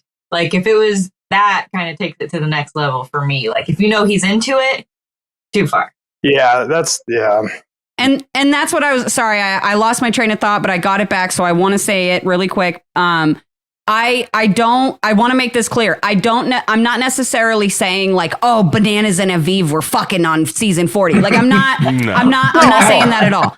However, and I don't even necessarily know that anything happened. Innocent flirtation, or I just think that there is definitely an attraction there and some maybe not so innocent flirting, because like I know like there's different types of flirting, you know, and some kinds of like just being flirtatious as like a person, like I understand stuff like that, but I feel like then there's like that next step, right? And I feel like that's kind of maybe where they were, and there's some sort of attraction there, and maybe they didn't overstep the line, but there's something's afoot. You should have seen. Well played. They said when Johnny saw Olivia's feet is the moment he knew she was going to be an angel. Yep. Look, I'm going to be honest though. What really kind of threw me off on this scene was how totally fucking off the hinges Bananas got in this situation. Yeah. Like he went. Why'd you get so? Like, yeah, what's going on, dude? Why are you so defensive? Like, you went straight from 0 to 100. I'm going to generalize all women as being catty when they're backed into a corner. Yeah, like, first of all, bro, look at yourself right now. And not only that, but here's my other thing that kind of stuck out to me a little bit. And again, not using this as like proof that anything actually happened, but it's just something that stuck out to me. First of all, major props to Cara for standing up and saying, Johnny, shut the fuck up and sit down. Like, leave her alone. Stop fucking yelling at her and being a bitch. Yeah. Where were all the angels sticking up for this situation? Like, no, what are you talking about? They like, that's not like, where were they in the moment? Look, that I don't think they really needed to stand up for it in the moment because Bananas was doing the most. I think it's more telling, where was someone standing up for Michele and saying, like, bro, you can't say that shit, man. You're being a fucking prick for no reason. You're doing the same thing to Bananas that he did to you and you got mad about. Well, and here's my thing is, I thought it was very ironic that Cara was the one to stand up to him, especially after what he did to her on Bloodlines on the bus. Yeah. And if you don't know, I suggest you go watch Bloodlines. Okay, well, this takes me back to like our earlier thought when we were comparing Cara and Michele. Cara has seen people pick on Michele multiple times this season, so now she's like going to bat for her, trying to stick up for her, seeing like herself in her. Yeah. Even though it's not really the same, but she is getting picked on, and Cara has a chance to stick up for somebody, so I bet that feels good for her. Well, yeah, I'm sure. Hold on 1 second, guys. What are you doing? Because I'm picking it up on the mic. What? The dog? Her fucking licking her asshole. It's okay. Go lay down somewhere else. Thank you for the full details. I was trying to be sly about it, but I know it wasn't going to work, so I just had to be on Front Street. She might have been licking her feet. I don't know. Anyway, it doesn't matter. No, but I feel like it was way over the top. It made me not like Bananas as much during this moment. If he wasn't screaming about it, half the bus wouldn't even have noticed the conversation was happening. Yeah. And it wouldn't have been a big deal for Aviv or her husband. He just took it way too far. Yeah. He gives me angry old man yells at cloud vibes. Yeah, like get off my lawn. Yeah. Well, yes. And that's the thing is, like, you think Bananas would know that, like, if I don't react right here, nothing's going to happen. Right. Yeah. But because of that reaction, you're absolutely right, Alexis. Like, that is what caused this to even be on the episode. Mm-hmm. Yeah, because if he wouldn't have reacted at all, then it wouldn't have made the cut. Yeah, if he would have just been like, ah, ha, ha, and just kept doing his own thing, that would have been it. Or just stare at camera and be like, you know, break fourth wall so they can't share it. Yeah. Sorry, I wasn't even paying attention to the cat. Very cute, though. Real quick, before we get into the club scene, I just want to throw out there, Kyland naming Cara Clutch Maria. I was like, that's one of the best nicknames this season. That's right up there with Kyborg. Like, I'm here for Cara Clutch Maria. the only nickname that came from someone other than Derek this season. I know. Oh, really quick. Speaking of Derek, Oh, Can we talk about the deleted scene just real quick? I don't know where it would have fit into this episode. Anywhere. But we're fitting it in right here before the club scene. So probably after the club. It was probably. It probably was after the club, but whatever. We're here, so full send. So we got the deleted scene on Instagram today, and it was so funny because I had messaged Derek early this morning and was like, all the spoiler accounts are saying that your fight scene got cut, the one that we got the preview of in the season premiere, season preview, whatever. Yeah. I was like, all the spoiler accounts are saying it was supposed to be in this episode and that it just got cut. I'm so bummed. I was like, I'm leaving room for it maybe to still be in next episode. But like, I really wanted to see that. And he was like, well, I don't want to spoil anything. He's like, it may be a deleted scene that's posted, or it might be in next episode. I don't know. But if it doesn't get shown, I'll tell you the whole story because it was hilarious. And I was like, hilarious. I was like, all right, okay, don't spoil it then. And then like 3 hours later, they fucking released the deleted scene. And I was like, oh my God, we got fucking played. We got played so hard with that season preview. He was fighting a plant. I miss them just throwing stuff like that in there. Like, just put it in the show. Like, we didn't need an extra 2 minutes of Michele crying. We needed that. We need some more funny stuff. The challenge used to be about fun. Like, it used to be fun. People were having a good time still on the show. Like, enjoying themselves. Like, it's not always about, gameplay and strategy. And like, you should throw more stuff like that in there. Well, and my thing is I don't know what was even funnier, was Derek fighting the plant or how fucking much it was killing Tori, because her laugh had me dying. Yeah. She was enjoying that for sure. I think like Anissa or Josh or someone was like, that's Tori's I'm really lit laugh. I was like, oh, fuck. Well, I was going to say, I mean, this night was just full of all kinds of fun for them because, like they didn't have to do a chamber. So the whole vibe in the house is going to be different just based off of that alone. Yeah. Because nobody has to say anybody's name. It's just set. It is what it is. Nobody has control over it. No extra game talk. You put yourself there. So, there's no need for game talk. Probably saved him a ton of time, too, probably. Yeah. Oh, yeah. Let's just go have fun, and get drunk and have a good time. And I really enjoyed that. Like, this club scene had a much different vibe than the last couple. And I enjoyed it. There were some good conversations. And then, obviously, they had the most wild fucking encounter we've ever heard of on the challenge. But before we get into that, I just want to cover a couple of things that happened at the club. So one of the first scenes that we get is Michele and Corey talking about who they have on their list. And Michele is kind of talking to Corey, like letting him know that there's a chance she might pick him because she can't choose between Corey and Derek C. because of her friendship with Derek, but whatever. So she tells Corey she doesn't know what she's going to do. And he's like, well, what can I do to help you? Whatever. She's like, nothing. And so I'm watching this scene and I'm like, she's saying, I don't know who I'm going to pick, but I felt like she already knew who she would pick. Like, for sure. I don't think there was ever a chance for Corey to come above Derek C in this situation because of how close Derek, Olivia, Michele, and Ryan all are outside of the show, even before season 40, like even filmed, So I don't really think that there was ever really, I think she was just trying to play the moment and let him think maybe she wouldn't pick him, but I think she already knew she would save Derek. Well, I just don't really like this where they're like, let's show them talking game for the first time about an alliance and then portray it like it's actually going to be something.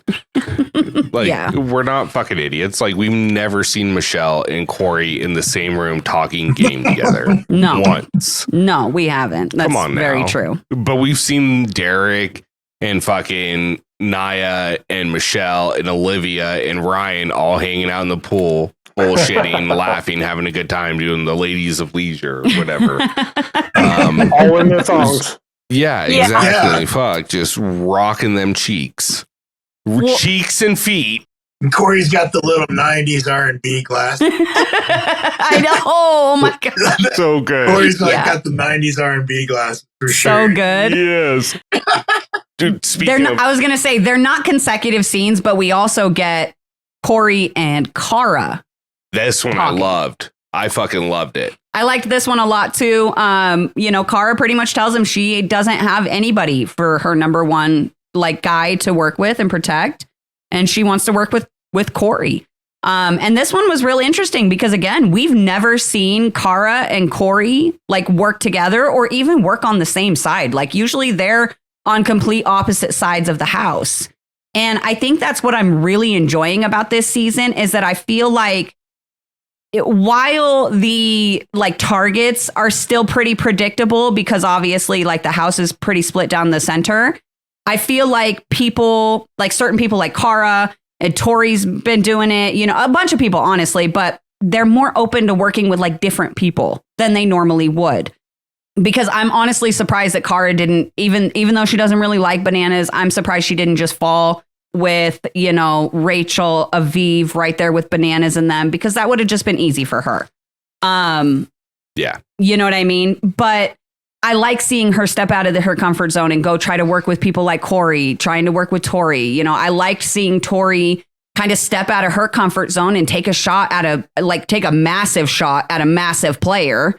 I just feel like we're getting fresh social gameplay this season, and I'm really enjoying it. I do like the fact that even though we're getting some of the repetitive ones like Tori Jordan, yeah, of course, Laurel, those kind of ones, we are getting an expansion of it where it is Tori and Derek C kind of working together, right? Cara and Tori dancing and working together. Yeah, what is that? Bananas Rachel, which they hated each other, if I remember correctly. You know what I mean? But yeah, the whole Tori and Cara dancing, that's what I posted online. I was like, dude, I fucking love this because these two working together are fucking powerhouses.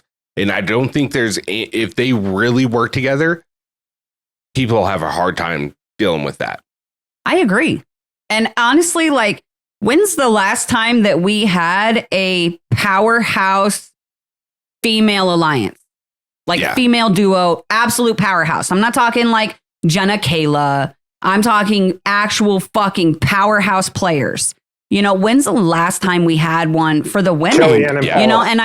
And I know, huh? I said Kellyanne and Paula. Oh, and I know that, I know a lot of people have been saying that, they aren't so excited about this because they like when the strong women go against each other. And I actually got into a little bit of a debate on our page earlier in the comments with someone who was like, look, we need the strong players to be rivals. Wasn't the best time of the show when Johnny, Evan, Kenny were against Wes and then Wes and CT and all of that. And I'm like, but again, Johnny, Evan, Kenny, okay, powerhouse male alliance. Tori, Cara, powerhouse female alliance.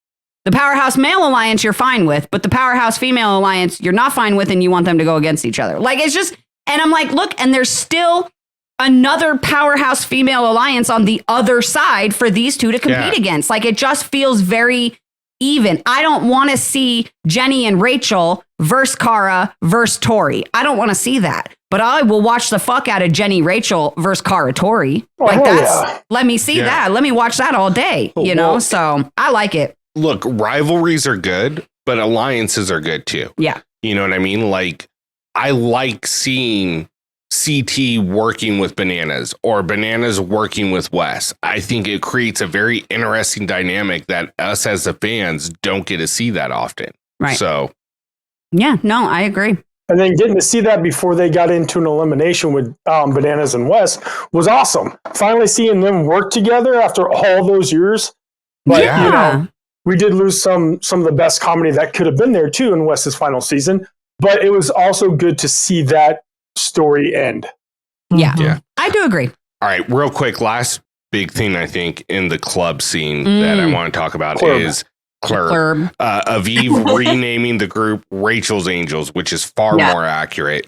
But then Josh saying how he's now part of this. He's in this. Like alliance. he confirms full on that he is with them, and even makes like a comment saying that he gravitates to good people. And then has a confessional where he's like, I'm not going to betray my friend. And I'm like, hold the fucking phone. Okay. Yeah. Hold the motherfucking phone, because those people are also your friends. And if I remember correctly, you've been friends with Tori much longer than Bananas. So I'm just confused, like, why all of a sudden Bananas trumps Tori? Like, what happened? I get the USA thing and she threw him in, whatever. And I know that Josh threw in Bananas and he's trying to pay it back and all this stuff. But I just honestly, like, this Josh Bananas thing, it just reminds me of, it's another Bananas Leroy. It's another Bananas Leroy situation where Bananas is going to use Josh as a stepping stone and as a shield, kind of, and Josh is going to use Bananas to kind of ride his way to the final, but he's never going to fucking win. Well, I mean, here's my thing. Is Bananas justified stealing money from Sarah because she threw him in one time? Mm-hmm. And Josh did that in USA too. So all of a sudden, because he didn't put him in one time in the early part of this season, all is going to be forgotten. Like, Bananas is fucking petty. Yeah. And Josh is going to end up getting fucked. Eventually, it might not come this season, but it will happen. Josh will always forever be the low man on Bananas totem pole, no matter what season it is. Yeah, 100%. Well, and I have something to add to that that's going to back up what you just said, but not until after we talk about the elimination. Okay. However, before we get into the elimination, this was fucking great. It wasn't on the episode, but if you follow them on Instagram, you saw it.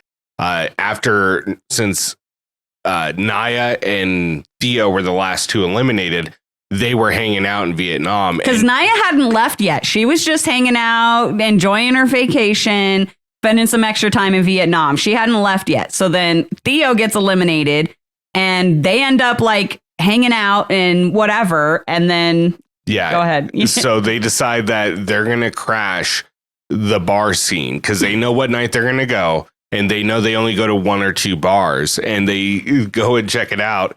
And the first initial scene is they're at another bar where they're kind of looking down on them. Yeah, but they're way too far away. Yeah, and they couldn't hear them. So they decide to go out on the streets, and Naya goes over to these strangers. Random strangers. Asks for peanuts and starts throwing them at Tori. To get her attention. While Tori and this is the moment when Tori and Michele are sitting by the railing and Michelle's crying to Tori. Yeah. That's when it was happening. Naya's sitting there throwing fucking peanuts while Michelle's bawling her eyes out, having a Michele down. And like they're so worried that they're gonna get fined because of interfering with production. It was fucking hilarious. They did get chased out by production security. So they kind of like broke the fourth wall. Yeah, it was like an Inception moment. That's hilarious, though, dude. I love that so much. I think that is so much fun. Like, I've never heard of any of the challengers doing this before. And I just think this is so much fun. And it is totally something that I would totally do something like this. Yeah. So I loved seeing it. I'm glad 100%. Naya took the video. I'm glad they went out and did this. And I'm glad that they didn't get in trouble, to be honest, because it was fucking funny. Absolutely. Yeah. All right. So we didn't get any chamber scene. We did, but but we didn't get got those little skinny chairs. We had to see the chairs. They can't go an episode without showing us those fucking chairs. Ugly. So obviously Olivia and Michele, we get reminded that they're best friends 5 times, and that they're going against each other. But so post what would be the chamber nomination scene, we do get this scene where Aviv confronts Michele and Olivia about what happened on the bus, and Michelle's like, "Look, I'm sorry you got caught up in the crosshair, or like collateral damage, basically." Mm-hmm. And I was thinking the whole time, like, fuck that, Michele. Just be like, if you don't like it, then don't be playing footsies with him, and I won't call it out. Like, I wish she would have fucking owned that shit. Yeah, I agree. That's my only downside with this. I could never picture her saying that. No, I couldn't. I couldn't picture Michele. If you don't like it, then Fuck you. But I mean, just F you, man. Look, stand on all 10 toes. 10 toes down, Michele. Yeah. And let Banana see it. Nice. Sorry, guys. I had to. Oh my God. Okay. Yeah, no, I don't know. I wasn't a huge fan of how this confrontation was handled. No. Personally, I felt like Aviv went in very neutral and like mellow. And then as soon as Michele showed any sign of like weakness of like, yeah, you're right, that was out of line, I'm sorry. She was like, it suddenly felt like Aviv's whole like energy shifted and she was suddenly way more aggressive with the situation. Yeah. And I was like, there was no need for that. You're continually pounding on the fact that was out of line. That wasn't okay. And she's already admitted it. So just drop it, Aviv. Like, it's fine. You can let it go now. It's okay. And again, these reactions are what makes me think that, again, maybe they don't hook up, but there's tension, something brewing, some kind of tension that they both know probably doesn't look good. And if others are pointing it out, it's going to extra not look good, Well, and here's my thing. If nothing's happening, then you're not going to get defensive like they're getting defensive. That's my big thing. And not that something's happening, but like there's not tension or something like that. Yeah. You know what I mean? That's just my opinion on it. But yeah. I'm also looking at this from, I haven't been single in 10 fucking years. So yeah. Different perspective on this. True. Yeah. So, I mean, we get that awkward confrontation thing. And then, about 100 more confessionals and stuff from Olivia and Michele about how they're best friends and they're so sad to go against each other. And look, like I said earlier, a lot of people have been like, people are making jokes, which it's funny, and then there are also other people who are just like genuinely annoyed with, Michele and Olivia's behavior. The first thing that I want to point out is like, people are like, oh, how could you be this upset about somebody you haven't even known that long? They haven't even known each other that long. Like, whatever. They've known each other for like 3 years. I know. And I'm like, okay, first of all, when you're on this show and you spend 2.5 to 3 months, 24/7 with a person, whether it's a love interest, a friend, anything, like those connections, those emotions, those bonds, they grow quicker. Like they grow so quick because you're literally living day to day, morning to night with this person. You know what I mean? So like, I don't really buy the whole, they don't know each other enough to feel that way about each other. And secondly, them being upset about having to go against each other and not have each other in the game anymore. Like I relate with that. I personally relate with that. If I had to go into a fucking elimination against like Katie or Alexis or something like that, like I would be fucking wrecked. And if we had to beat each other and then stay in the game alone, no. Well, I'm sorry, but I'm going to fucking bawl my goddamn eyes out for days and days and days. Okay. So like, I just think that this whole, like, just everybody being so fucking annoyed that the girls are sad about losing each other is just, it's annoying. You're annoying. Okay. Well, I mean, here's the thing is it sucks. Like you have to go against your friend. I get it. Like I didn't need to see it 5 times, but I get it. Right. But that's not their fault. That's editing. That's editing's fault. And I mean, at the same time, it's the game. When people know you have a strong alliance with someone, they're going to test that. Oh, yeah. And thirdly, they are actual friends. I mean, like I've seen stories where Olivia is staying in New York and is staying at Michelle's house with her. Oh, and they hang out and go to fucking concerts and all that. They're actually legitimate friends. Yeah, absolutely. And look, and I don't blame the house for setting up this situation to get them against each other. I don't blame them for doing it to Tori Casey. I don't blame them ever for doing it against friends or alliance members. My complaint is more with the fans crying about the girls crying. Okay, shut the fuck up. They're fucking sad because they have to leave each other. Okay, and I would be too. So just shush. I'd be sad if I had to leave Rick in the same situation. Yeah, you bawled for like how literally.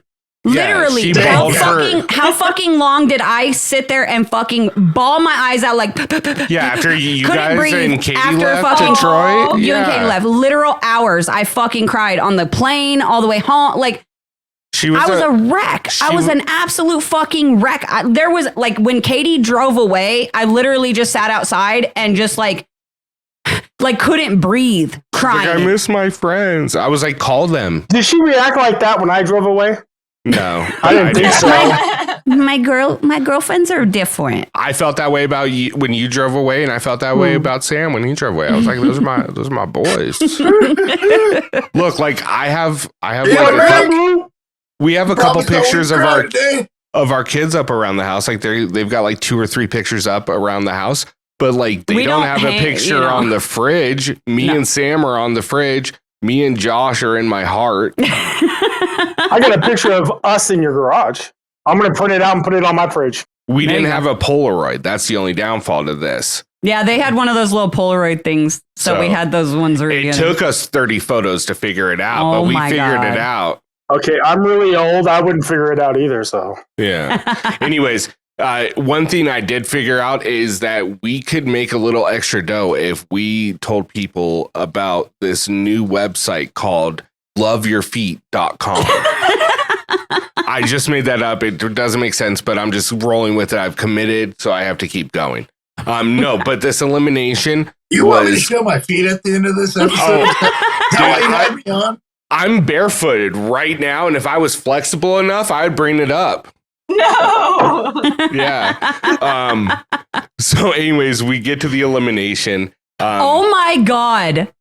What? Them walking into the elimination, seeing it, and Olivia turns to Michele and she's like, oh my God, have you done something like this before? And Michelle's like, why the fuck would I have done something like this before? That was my line of the night right there. I lost it. It fucking cracked me up. Oh my God. I was like, exactly. She's this twisty ass ladder. Have you done something like this before? Why the fuck would I have done something like this? I haven't even been on a jungle gym since I was 8. Of course not. What do you think I do with my spare time? Chase Harper around the playground? I got this. Send me in. My God. It did remind me of those little twisted ladders at playgrounds. It did remind me of that quite a bit. What did you guys think of this elimination? I thought it was cool. Go ahead, Kate. Or I'm sorry, Alexis. What was that? Sorry. I'm in Katie's spot over here. Yeah. I thought it was cool. I didn't like that first, I feel like it didn't really need to be that high. Are you afraid of heights? I am. Oh, okay, sorry. She could see Alaska from up there. Yeah. The North Pole. I feel like the puzzle could have been harder, in my opinion, even though Olivia wasn't like killing it. But it was pretty easy to me. You know what it low-key reminded me of? A little bit. The one that CT went against Evan in the duel. Yeah, where they had to go up and then drop the pieces, and then they did the tangerine puzzle. Yeah, it kind of like format. Did he get disqualified or something? Not on that one. No, Evan tried to. Was it Evan? Yeah, it was Evan, and he tried to cheat. He like drew the things on his arms, and TJ made him lick it and wipe it off before they started the elimination. Fucking idiot! It's my body. Classic Evan. Yeah, exactly. It was cool. I mean, you know, I like the idea of them having to build up the ladder and like that, but at the same time, it was all right. It was nothing special. I'm not going to be like, oh my God, I want to see this in every season. The building of the ladder with Fessy and Mariah, I think was a much harder elimination than this one. It was. I actually liked this one more though. Like it felt possible. Yeah. I agree with you on that. Yeah. I felt like the other one, like I looked at that and there's like no fucking way I would ever get this done. Where this one, I'm like, I could figure it out. It would take me a little bit, but I could do it. Yeah. The rungs were solid on this. They were, you know, they had actual specific little placeholders so they didn't fall out as easily. Like that one that Fessy and Mariah did, like literally one little tap and the fucking like 9 of them would fall. You know what I mean? So this one felt a little bit more possible to complete. And I also really liked that they had the suspension system or the suspension on the pulley system. Yeah, so that as they went to go like get the wrongs or go to do the puzzle, there was tension there and they had to really work for it. Yeah. I liked that a lot. I didn't even notice this until you shared your notes with me on this, but it is true that they use way too much fucking slow motion. Like this was nothing that needed slow motion. Here's my thing. And I'm glad that you actually brought this up because I would have totally forgot to do this, but I wanted to have this debate to kind of, close out, not close out, but like here at the end of the show. I feel like a lot of the eliminations and the dailies, especially like this season and even the last few seasons, like as TJ's explaining them, I'm like, oh, this sounds like it would be really difficult and like sounds like it's going to be good. And then I watch it and then I'm like, that was really boring to fucking watch. Like there was nothing.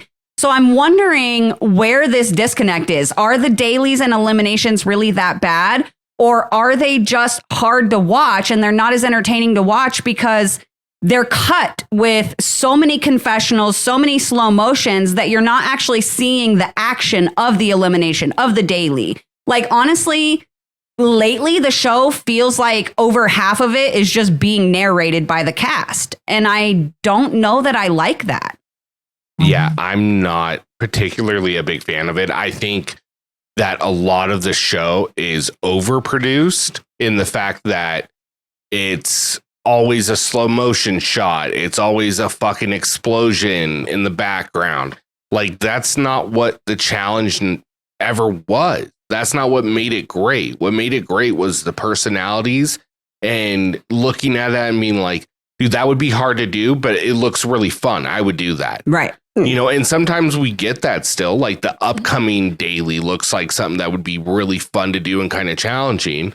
But some of these are just not great for fucking television and to watch. Like I don't want to watch someone build a ladder. Yeah, I miss watching people like grit it out, Yeah, like even if it's something stupid, like put them on a fucking exercise bike like they did in USA. Mm-hmm. Like that was somewhat entertaining. Make them light up the board. Yeah. Yeah. Or, the fucking, what was the elimination?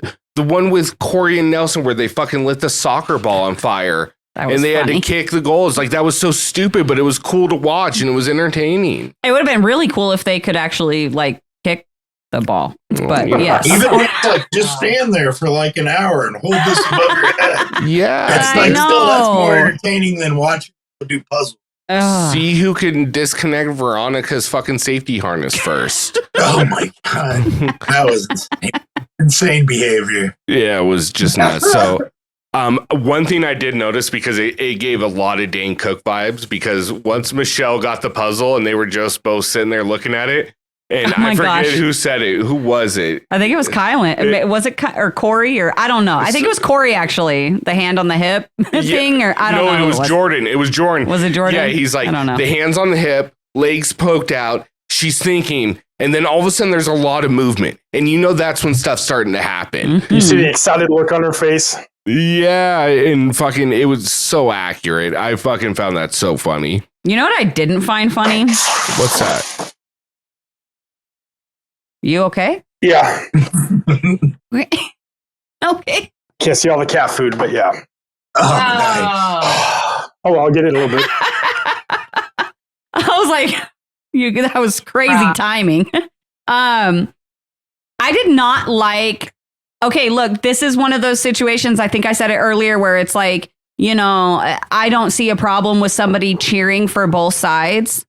But also, if you're being a fucking dick face to both sides, just don't cheer for anybody. I did not like Bananas cheering for Olivia and calling her Liv. Yeah. Bitch, we ain't friends like that. God. We ain't friends like that. Don't call me that. Like you just called me a snake. Right. Yeah, bitch. What? Don't call me Liv like we're fucking lifelong friends. Are you high? What is wrong with you?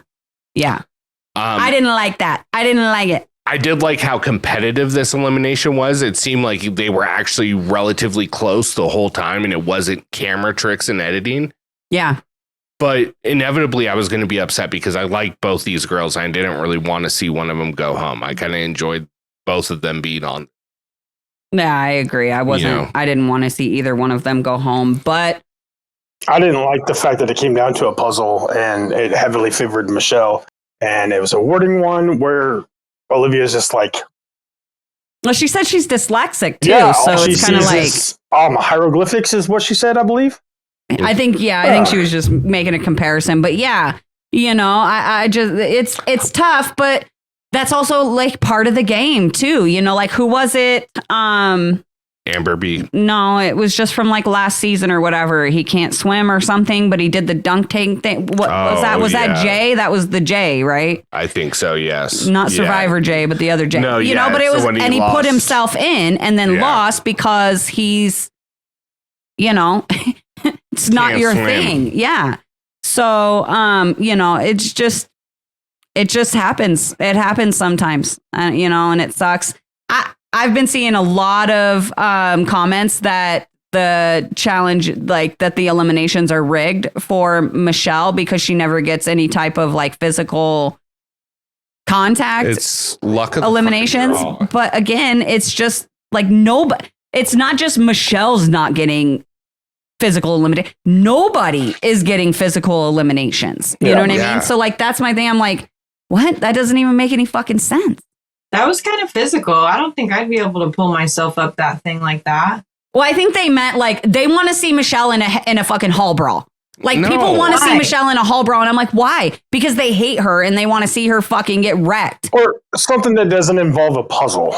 It's just stupid. But that's my thing. Is it's like I would understand the people saying, "Oh, it's rigged for Michele." If everybody else was getting like headbangers and super physical eliminations. And Michele was getting puzzles. But everybody has been getting stupid, dumbass. Bananas literally drove in a circle on a fucking mini quad. And you guys want to say this shit is rigged for Michele? What? I feel like that was rigged for Bananas. What are we talking about? Brian's like, I have no clue. Yeah, they used to do like, I miss the ones where they would like put like a bungee cord to each other and you would like crawl. Yes. I love that. I wouldn't be mad if to see Michele do. That was that's one they should have brought back. Look, I don't think we even need necessarily headbangers, but I would agree that like we need some endurance eliminations like the one Chauncey and Jordan did. Because that's not contact. That's just who's going to outlast the other person. That would be good to see, even the rope pulling ones or Corey and Darrell, where they had to, run for the fucking thing through those poles. And they had the cord attached to both of them. And or even something like it doesn't play well on TV, but like what Natalie and Bananas had to do against Paulie and Natalie had to do against Bananas and Tony in Final Reckoning, where they had to hold their arms up or whatever. Oh, I hated that one. I did too, but I like the idea that it's an endurance elimination like that. But it was stupid to watch. There was nothing like I want to watch them do endurance, not watch them stand there for fucking 4 hours, Even those fucking stacking. And even like before the standing there for 4 hours, all Tony and them had to do was eat fucking cookies. Like it just, I didn't like Well, okay, bad example, but like even the one that I'll say I hated that one. The one that Kellyanne did, I forget what season, where they had to get in the ice water, then get out and stack up the blocks or whatever. Like that's cool too. I like those. Anyways, that's kind of my. No, but I do agree. I do like the endurance eliminations. Those ones are probably my favorite eliminations. And like endurance, I count in like, not so fast. Like to me, that's an endurance elimination. Yeah. So those are definitely my favorite eliminations and I wish they'd do more of them, especially because endurance plays such a big part in not just the season, but the final. So I don't understand why they don't do more endurance stuff, but no, whatever. I don't make the fucking rules. I don't write the show. We just talk about it. Yeah. Olivia I just criticize it. obviously loses. And she says she didn't quit. She didn't give it up. She actually was trying. She just got beat fair and square. I feel like she saw Theo outside of that club and was like, baby, let's go. I'll be right there. I'm out. I'm out. We need more time together because I don't know what's going to happen. We got to strengthen this bond. No, I don't know. I don't know if she quit or not, but I could see either way being plausible, honestly. And I think she just got caught up on the puzzle and lost. And the one thing I did like about this was there was no way that you could, the rest of the challengers could help them. Because you couldn't actually read the letters. And so I thought that was at least an even playing field. I did like that. I did like that they couldn't help them. I did find it funny, though, in Olivia's like closing confessional when she's like saying goodbye and stuff. She's like, oh, you know, like I'm ready to like have kids and all this. I was like, oh, Theo, you better watch out, boy. She coming. She ready. I didn't know that. But she mentioned that. Yeah, Theo has a young child. He does. Yeah. Yeah. So Michelle's now 3-0 in eliminations. And if we go back to 39, she's what? 5-1, I think. I don't know. Yeah, or 4-1. So, and that includes beating Cara, and she's been dealing with a lot of imposter syndrome as far as not feeling like she belongs. Do you think this elimination helps cement the fact that she does belong on this show, and she is a competitive player? She belonged before this. Yeah. Look, and I get it. I get where the doubt in herself and even the doubt in her from fans comes from, because she doesn't perform well in dailies, but she kicks fucking ass in eliminations. And we have had a lot of players in challenge history who have been like that, where they don't perform the best in dailies, but they're going to beat your ass in an elimination, you know? So I don't really hold this against Michele. Like, I don't know. I think that a lot of the fans these days are putting way too much emphasis on you have to be like a top tier competitor to qualify to be on this show. And it's like, this show was never about competition, like strong. I don't know how to say what I'm trying to say. Devin proves that otherwise. Yeah. You got to have a good person. You can drink beer, smoke cigarettes, and still win a final. It's supposed to be for regular people, everyday people, reality. Not bodybuilder. It's not supposed to be for athletes. It's not supposed to be. And the thing is I feel like ever since the show has gone more competitive and like higher prize money, more competitive, is when the show has gotten more boring. Yeah, it's like when Lolo Jones comes on, it's like, okay, she's like an Olympic athlete. Like, this guy, Devin, smoking cigs, you know, drinking beers, like you said. Like, she's obviously an Olympic athlete, but she brought, you know, I mean, I loved her on the show, but like, I mean, you have to have some kind of like, you have to bring some kind of comedy, and there's other things you have to do too in the show. Yeah. Well, and I think that's why I think it's so important that they need to stop looking at like social influencers or people that have previously been on TV. Go back to casting regular people. Whoa, the zoom on that. Damn. That was intense. That was crazy. Yeah, I was not expecting that. I agree. And honestly, like, I don't mind. I don't want a cast, a 20, 25 person cast of all just competitors and like gym rats. Give me a few really good competitor, gym rat type people. Then give me some people who maybe they're not the best kind of competitors, but they're super fucking funny. Then give me a couple of people who really know how to run those politics and run the social side of the house. Like, give me a variety of people so that I can actually enjoy this game. That zoom when she looks away is so good. This is phenomenal. Right there. So I don't know. I like Michele on the show, and you know, I hope she learns to kind of push through some of this doubt, because I think she's better than she gives herself credit for. 100%. Absolutely. I hope she sticks around. I like seeing her on TV. Yeah, same. I think she will. Now she's in a relationship with someone on the show. She's not going anywhere. Oh yeah. Yeah. So Michele gets to pick the new targets. She decides that Bananas, Josh, and she's going to name Corey and save Derek C because of the friendship with Olivia. But like we said, we think this was a foregone conclusion. Cara immediately turning to Corey like, that was so fucking good. I was like, yeah. But that's an alliance I'm here to see, you know? I like it. I'd be here to see like Cara and Corey, like if they like ran a fine, I don't know actually, because math and puzzles and Cara and Corey. I don't know. Might not be the best.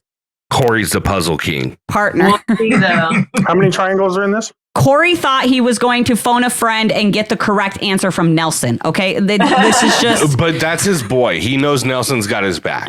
But Nelly don't know either. Nelson's got a live feed. They have a satellite phone. They got the hookup. Let's do it. Nelson's gonna be Googling. Hang on.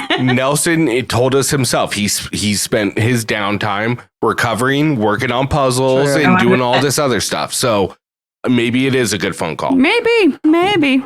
Shout out to Nelly T. Shout out, Nelly. Yeah, for sure. Shout out. Miss you, Nelly. With that being said, the next thing they show is the next time on.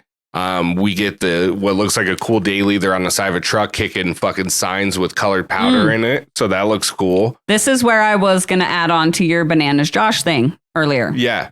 So in this next time on, we get these scenes of Bananas completely and totally fucking gaslighting Josh for whatever decision was made, whatever was said, whatever. But he's literally doing to Josh what he just fucking yelled at Michele for doing to Josh. Can't stand him. Good thing Katie's not here. Bananas is only okay with Josh not choosing a side when it's his side, right? Mm-hmm. But as soon as Josh might do something that Bananas might not be comfortable with, he's going to flip on him. And it's like the Sarah thing. Like, he does not forget. Bananas does not fucking forget. Nope.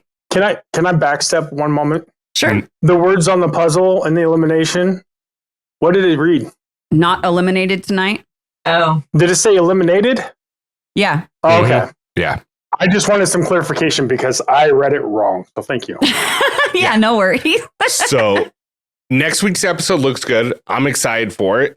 I feel like this episode was kind of, again, like one of those buffer kind of setup episodes to lead us into whatever fuckery is going to happen next time. So we're down to 6 women, 6 men left. So we're getting close. I've got a kind of random question. What do you put the odds on that we get a to be continued episode here within the next I don't like you putting that energy out there. I'm just putting it out there. We're going to get it. Don't you put that hate on it, Ricky Bobby. Put that on us. Well, so it's tough love we're going with. Wake up, idiot. That's funny because we already had the what am I supposed to do with my hands conversation. Yeah. Oh, fuck. You should have seen us in Detroit at fucking Goat Media. I was just...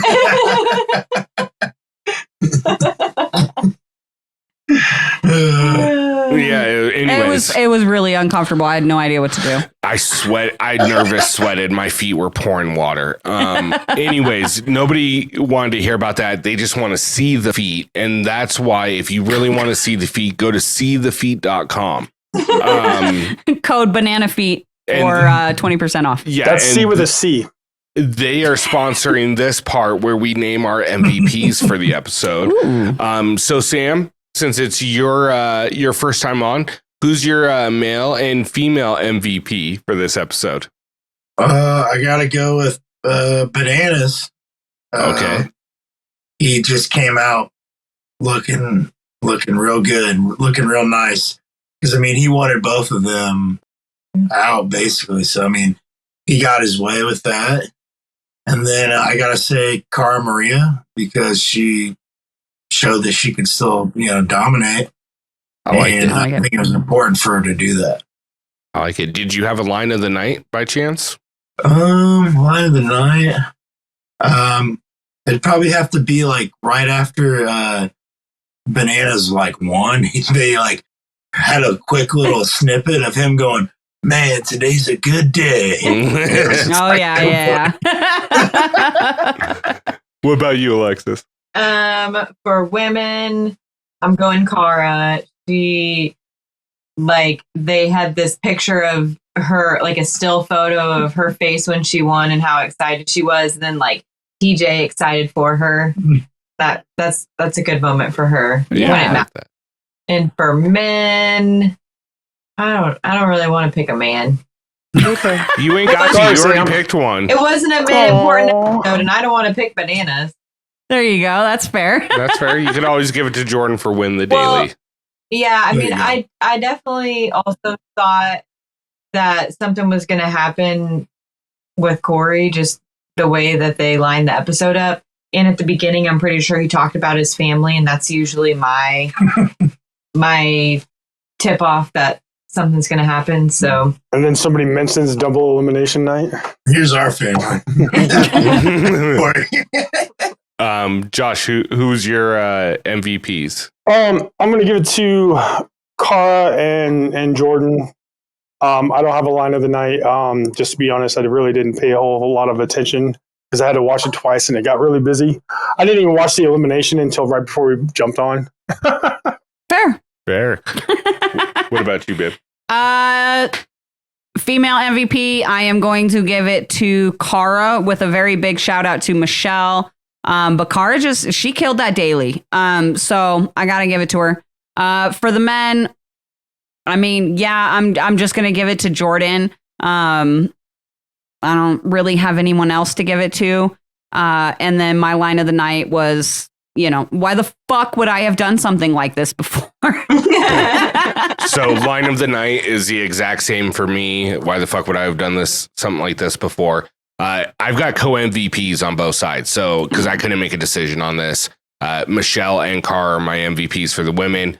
Jordan and Bananas are my MVPs. Jordan for the daily, Bananas for carrying the episode and the last couple ones. Boo this man. Boo me all you want. Look, we found out a lot and he pushed this story. So I can support that. I like purposeful Bananas drama. I don't like meaningless banana drama. And that's why he didn't get it this week, but he got it last week for what he did. I got to stay consistent. So that's my pick. That's fine. I'm glad we have separate ones. Well, that's fine. all my ideas are stupid. They're I don't care. Stupid. Got to keep them separated. At the end of the day, what really matters is this. The Challenge Fandom Podcast, the greatest challenge podcast out there. Thank you, Bananas. Yeah, go check out. The GOAT has spoken. I'm pretty sure Jordan said the same thing. After you listen to this episode, go check out the second best one, and that's Death, Taxes, and Bananas. There you go. Well, co-sponsorship there. Guys, that pretty much wraps it up for tonight. Yeah. I don't really got nothing else to add. To anybody else? Nope. Just thanks for having me on, guys. Oh, dude, thanks for joining us. Sam. I'm sorry it was like kind of a little bit more boring of an episode, and we were a little jumpy around here, but no, it was cool to have you on, dude. We appreciate it. Yeah, man. Could have been more boring than the Tyson Jake Paul. That's true. Sorry I didn't get to meet you in Detroit and get to hang out with you there, but it's nice to meet you here. Well, hopefully next time we can do another time here. Absolutely. Well, I'm going to go look at our picture here in a little bit, so I'll be all right. Send me a picture of your picture. I will, dude. I definitely will. Corrina, I'm cutting Rick out of ours. This will be me and you. That's Hive Mind. The original Hive Mind, by the way. Oh, geez. Okay.